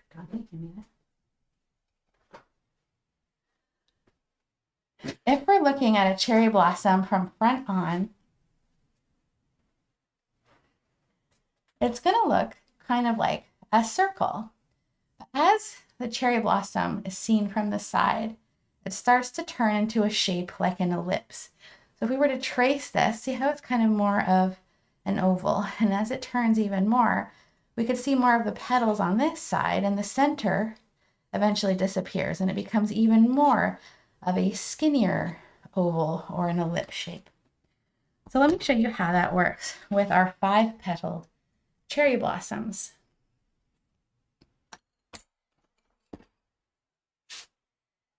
So while we're painting these loosely, we can think about it like this. When we look front on at a cherry blossom, it's going to be similar to a circle shape with the center of the flower in the middle, and we'll have, say, 5 petals, 1, 2, 3, 4, 5 coming out. And then those petals will kind of fit inside the circle. They get a little smaller towards the center, a little bigger towards the outside, like this. Now, as the blossom starts to turn, remember it's going to be more of an ellipse shape, which is like this.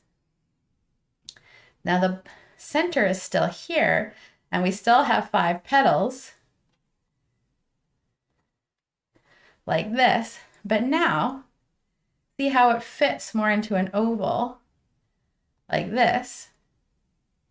And if I wanted to think about maybe the tip of this petal curling up, I would just do a little mark like this.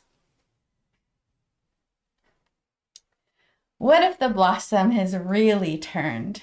Then we have to create more of almost like a bowl shape. So here's our ellipse, but just like the tape, we're seeing a lot more of the side here like this. So if our cherry blossom is really turned to the side, not just a little bit on an angle, the center will still be kind of, say, in the middle, but we're still going to have 5 petals, but it's going to look something like this. It's going to behave like this. We'll have 1, 2, 3, 4, 5 petals, but this represents the upper side. So the petals, what we're really seeing is the tips of the petals, a little something like this. So they're kind of curled up a little bit like this. And if it's even more on the side, what's going to happen is the ellipse at the top is going to get smaller, and we're going to see more of the bottom of the blossom like this. Now, if the center of the blossom is in here, for a 5-pointed flower, we might just see these 2 petals coming up. Like this is the stem of the flower now, right? So we're seeing these 2 petals and then the other 3 on the other side. Okay, so this is the ellipse. This is the opposite side of the flower. Now to represent that in paint, we'll want to paint it a little more loosey-goosey. So if I were to take a nice, juicy, deep pink color and paint these a bit more quickly, I might say here's my center, and here's 1, 2, 3, 4, 5 petals.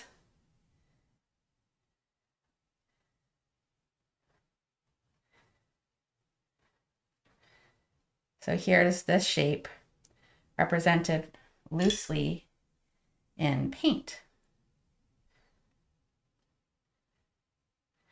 This shape, where it's more of an oval, here's our center, but it's going to be more of an oval shape. So it's not filling in a round shape. It's going to look a bit more like this. And if we wanted to show the little curve of the petal, we'd even just get a little highlights in there like this. Okay. And then the centers are always going to be, you know, really dark, a really dark color. Okay. If we wanted one really turned on its side, you know, like let's say it's facing down, we have our lip shape. So let's create like a bowl shape like we did here. Center of the flower is here. We have 1, 2, 3 petals. These ones are pointing up, so 4, 5. And if I really highlight these petals here, like this, and kind of really darken the center,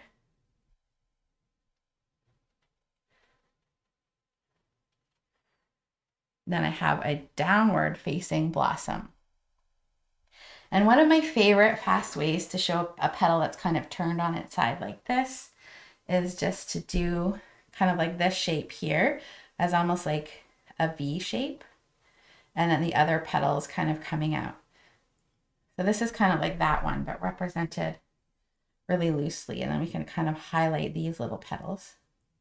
These are like this, these 2 petals here with that dark center of the flower, you know, right in here, like this.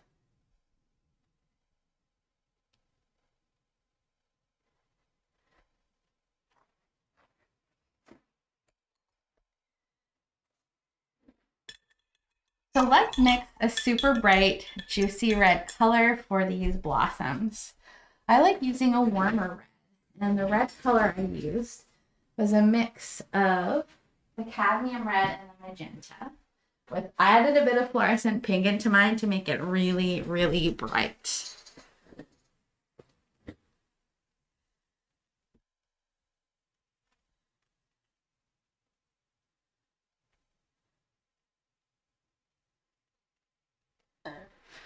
So let's take equal parts cadmium red and magenta, and let's mix them together and add a little white to it. So this is equal parts cadmium red and magenta. And I get this really beautiful, vibrant pink color. This is the most saturated color on our entire painting. If I were to add a big old scoop of fluorescent pink to this, we get a really beautiful bright pink. The neon just increases that saturation even more.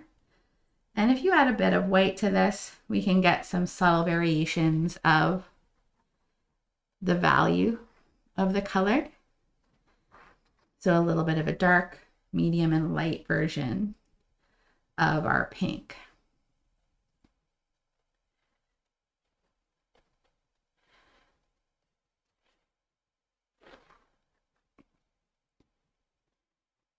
So dark, medium, and light pink.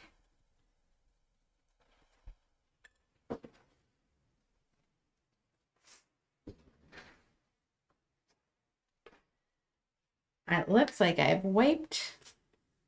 I'm wearing a huge hoodie because it's so cold out, but I've wiped my sleeve into my paint on the lower right here. So whenever I do this, I never panic. I'll just take a damp towel and wipe it off. If it's a big spill like this, it can take a couple passes to pull it off cleanly, but it's always doable. Once the background cures, it's like plastic. There we go. Like new. Don't panic.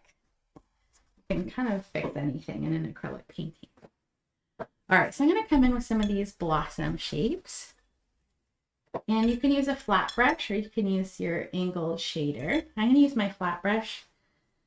And I'm going to come in with a nice juicy pink. I want a big old blossom, maybe right here. One with a bit more structure. Yeah, maybe right here. 1, 2, 3, 4, 5. You can put a really dark red in the middle. Kind of draw a little 5-pointed star. Then let's take a slightly lighter red and block it into petal shape so they can get a little rounder on the tips.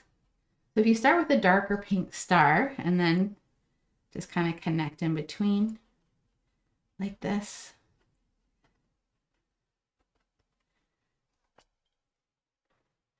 So I'm kind of going like this.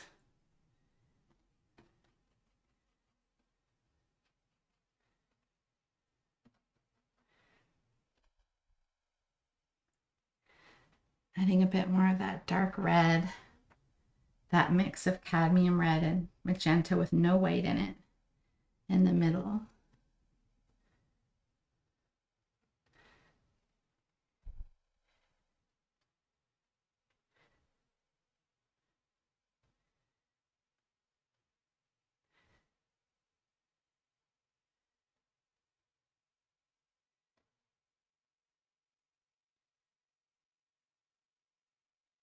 You can even come in with a little bit of your lighter pink.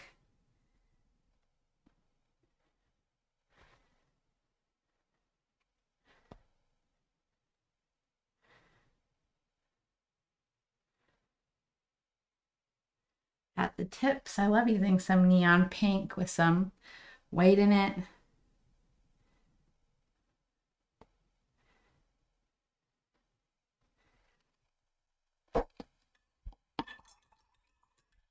For smaller buds in this painting, I'm going to go more for a medium pink, and I always add some white into the color, or some water into the color. And like the leaves, these can be more washy consistency. You know, maybe we'll have some little buds here or here. You can add lots of water and tap your brush off, keep them soft here. So we can add our main flowers and then kind of continue to fill in with some of these little bud type shapes. I want to have another flower right over top of my chickadee here. However, mine's still a little bit wet, so I'm going to keep on to some of the other blossoms. This is an example of one of those ones that's turned up. So remember we did the two like a bowl. So these two blossoms a bit lighter, and then 1, 2, 3. So I'm going to do one of those upward facing flowers. So kind of like a little bit of a bowl.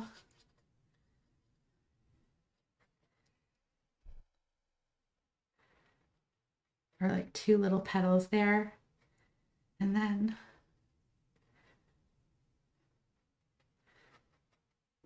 kind of like little 3 little ones at the top.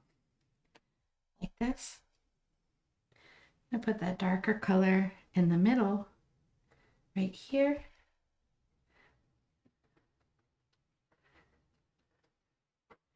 And sometimes go for a slightly lighter color and just to highlight these little petals here. Like this.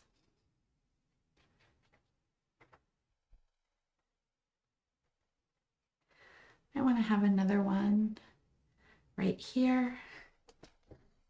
I'm going to do a happy front facing blossom. So I'm going to divide this into 5. 1, 2, 3, 4, 5.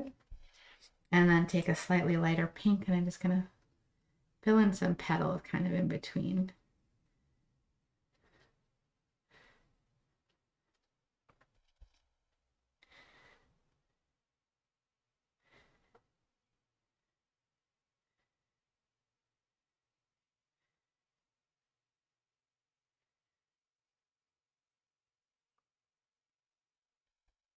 Keeping it a little darker in the center.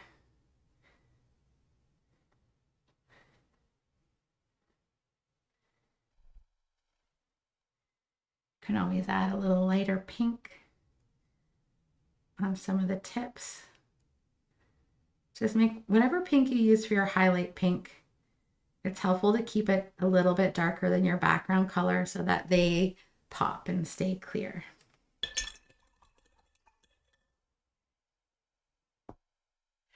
I had just one more flower on this side before I pulled in my little buds. You can put your flowers wherever you want. Like you can have this an explosion of cherry blossoms if you like.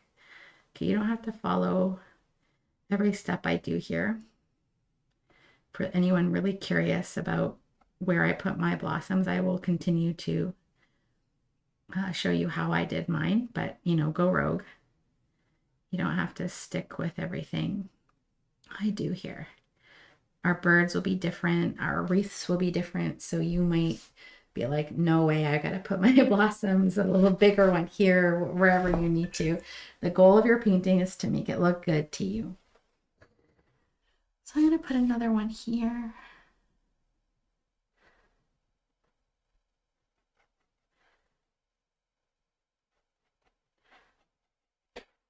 Starting with 3 leaves, 4, 5.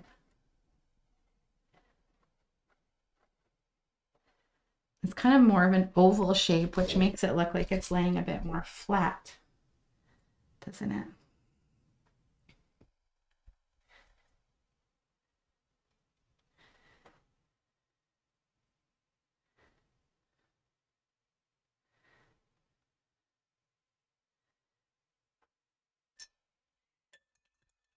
So now I'm done this side except for the flower that's going to go here. And I think my bird is dry enough now. So I'm going to come and I'm just going to, instead of doing the 5 lines, I'm going to be a bit more free-formy here. And I'm just going to go, I wanted it right beside my little foot. So 1 petal, 2 petal, 3, 4, 5. Add a little highlight.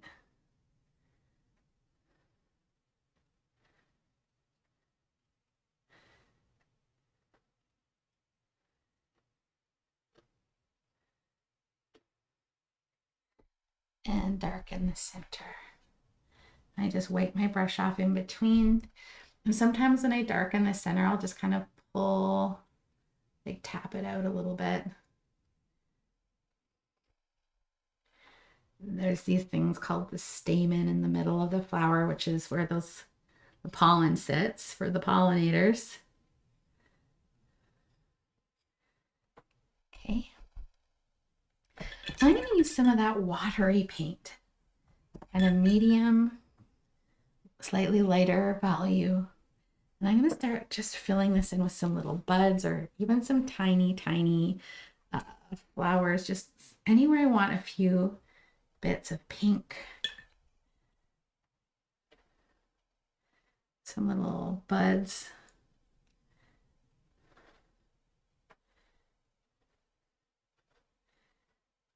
And just like when I pulled on the leaves, I want to keep this really loosey-goosey. Not meaning I necessarily add them quickly. I'm not worried about representing every single mark of the flower. They're more kind of just impromptu marks here. Anywhere my eye wants to try one. And just because I try something doesn't mean it works out. Sometimes I have to erase something or even use background color to paint it out. Like I tried putting this washi mark in. I got some green from my finger on there. It's really easy to pull background color over any of these to continue to tweak them up.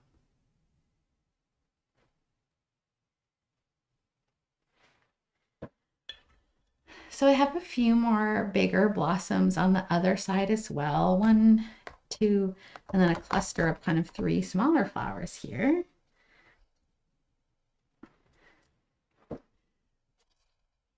So what am I going to do down here? I'm going to do one of those ones that are kind of half. So those 2 little petals, and then 1, 2, 3.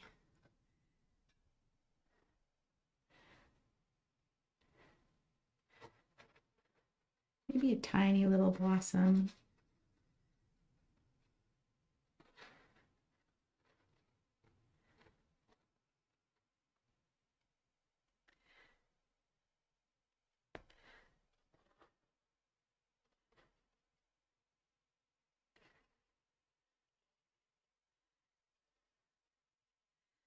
And any ovally, circly shape can be turned into a cherry blossom if we add a center. I'm going to put a big 5-pointed one here.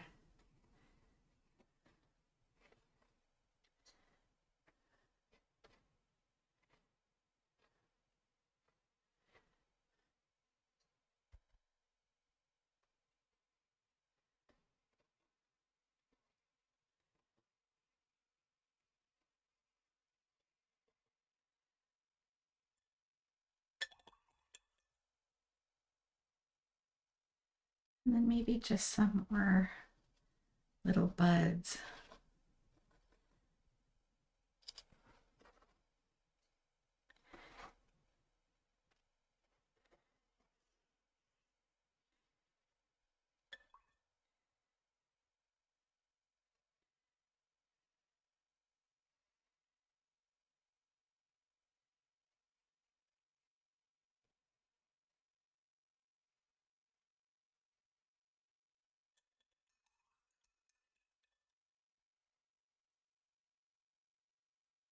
Now I'm going to highlight these shapes I made now to kind of try to bring out some flower forms.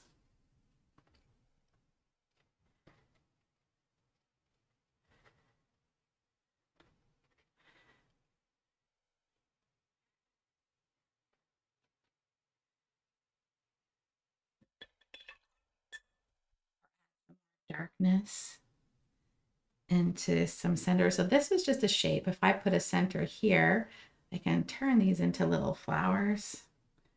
Same thing here, and here, or here. So see how just having the shapes and then adding in the centers, but I needed to know what the shapes were before I can paint them quickly and abstractly. So ovals and circles. Okay.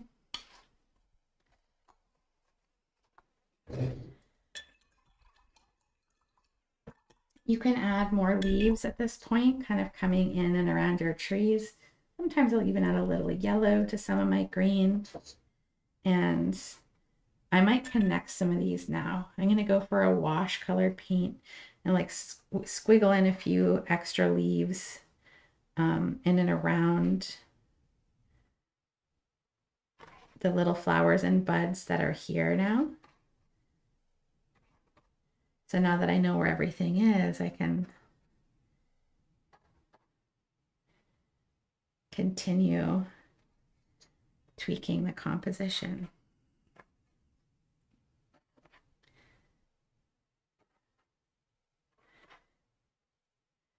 Think about the leaves as just anywhere you want an added pop of color or texture. And then you can add those kind of abstract patterns and forms to represent leaves. As a final tweak here, I will often come in, or in this one, see how my background's really flat? I actually came in here with another layer of background color before I added the little bits of the yellow into the center of the cherry blossoms. Now you don't have to do this, but I think it can look quite nice. And remember, we had all three really light pinks in our painting. So you can use any of those light pinks. You don't have to cover everything. Sometimes just kind of breaking it up a little bit is enough. If I do this while it's wet, I can even get some kind of softer looking blossoms in here. And again, this will look flat if I don't keep some space in between the background that's there and the new marks that I make. So if I come in around the birds with some of this pink, I don't have to cover everything. I can leave some little gaps. I can use this to alter the size or shape of the bellies. I saw someone say their birds are huge. Well, this is a great way if you know where you want to take them down. So sometimes I'll just kind of like, if I pull in some wet background, I'll bleed a leaf or a blossom or two into the background here. And that's how I got some of these softer, squidgy, smudgy marks. I'm not necessarily going to cover everything. I'm just going to maybe add a little extra energy into my background. This kind of working in and out can really take your paintings into some really special places. You can take away extra detail that you don't like. You can create focal points by subtly adding texture or color or lightness in a painting. So maybe I don't do the edges there, or maybe I just, add just a few marks or take away a leaf or something. I don't have to cover it all.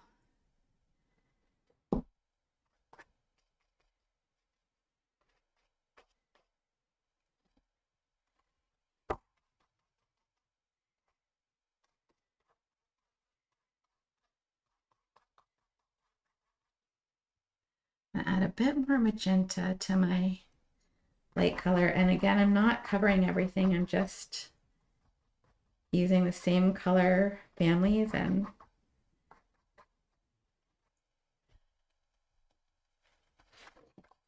so the difference between this flatness and some of this more aliveness is because I'm letting some of my brush strokes be visible, letting some of the underpainting show. I'm not trying to hide the fact that I went over this with these marks, and I'm trying to make them as confident as I can. So like, I'm definitely going to come around this flower.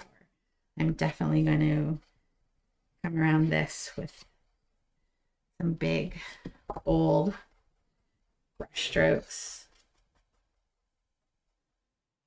I'm going to squeeze out that blossom, and I'm going to add a few soft ones just kind of out in this area here,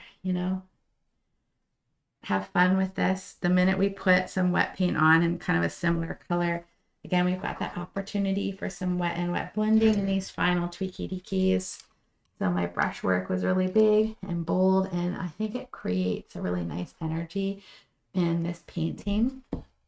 Now, before I finish, I want to see, do I want to add any more little, bits of green out here?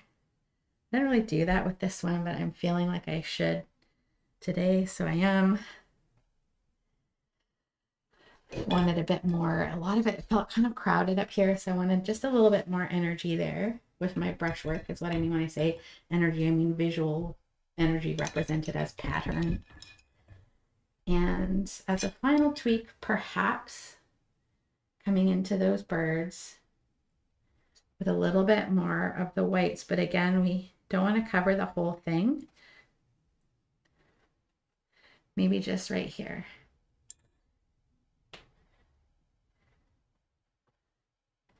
And maybe have a few smaller ones coming down so they don't look all alone. Maybe adding some final tiny little pulls into the black to make it look more fluffy. Or using that light brown here. Just a few thoughtfully chosen marks. And if you want to stick around with me to add some yellow in the centers, I'm just going to pull little bits of yellow into the darkest centers of some of the main flowers to really give them that cherry blossom look. Again, that's where the pollen is going to sit on a part of the flower called the stamens, the romantic part of the flower. They're reproductive parts.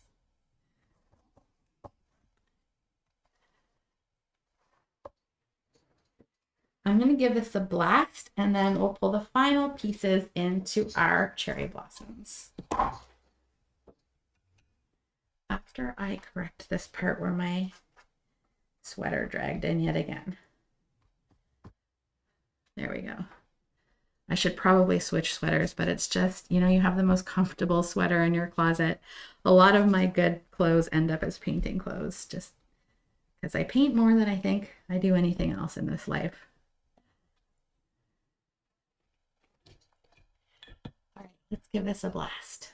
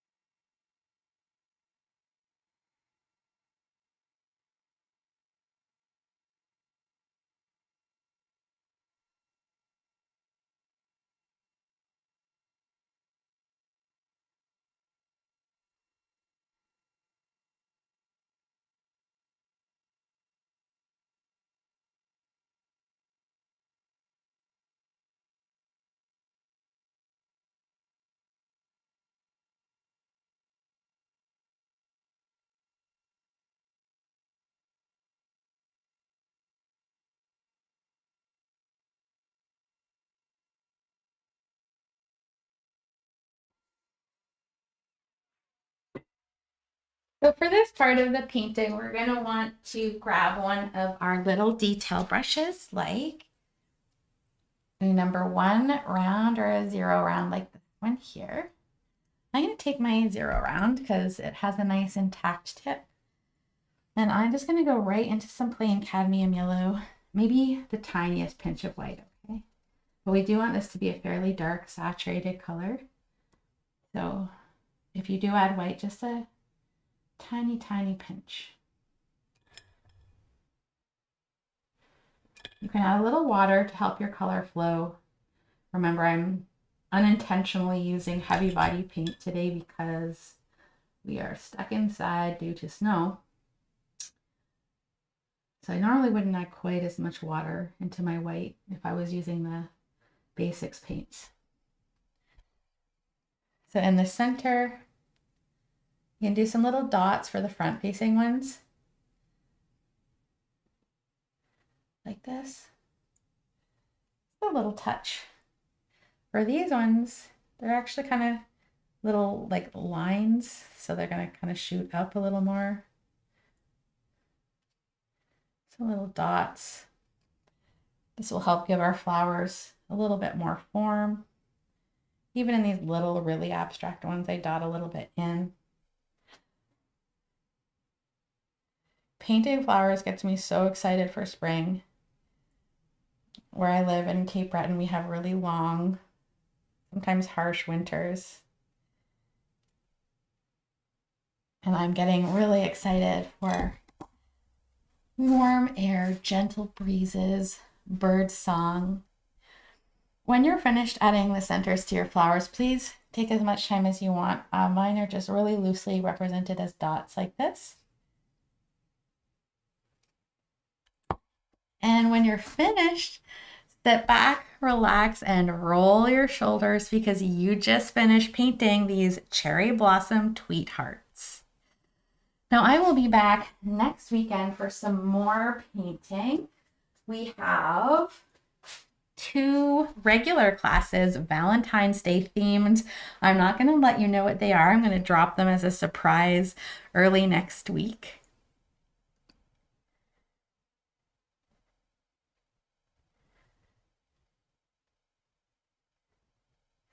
And now, to finish off, I just wanted to say that I really hope you enjoyed painting this project with me today, working in a very painterly style with visible brushwork, layering, and value to describe the form of these birds and this heart wreath.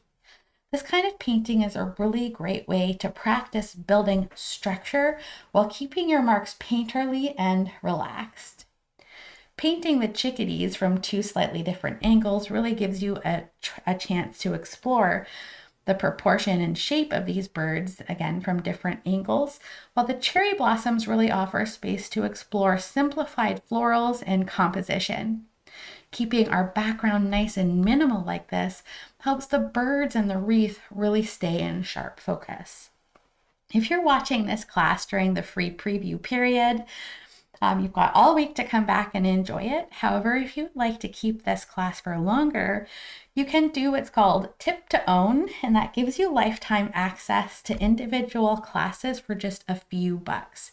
In fact, everything on my website is between $5 and $15, so if you're interested in these detailed painting tutorials, have a look.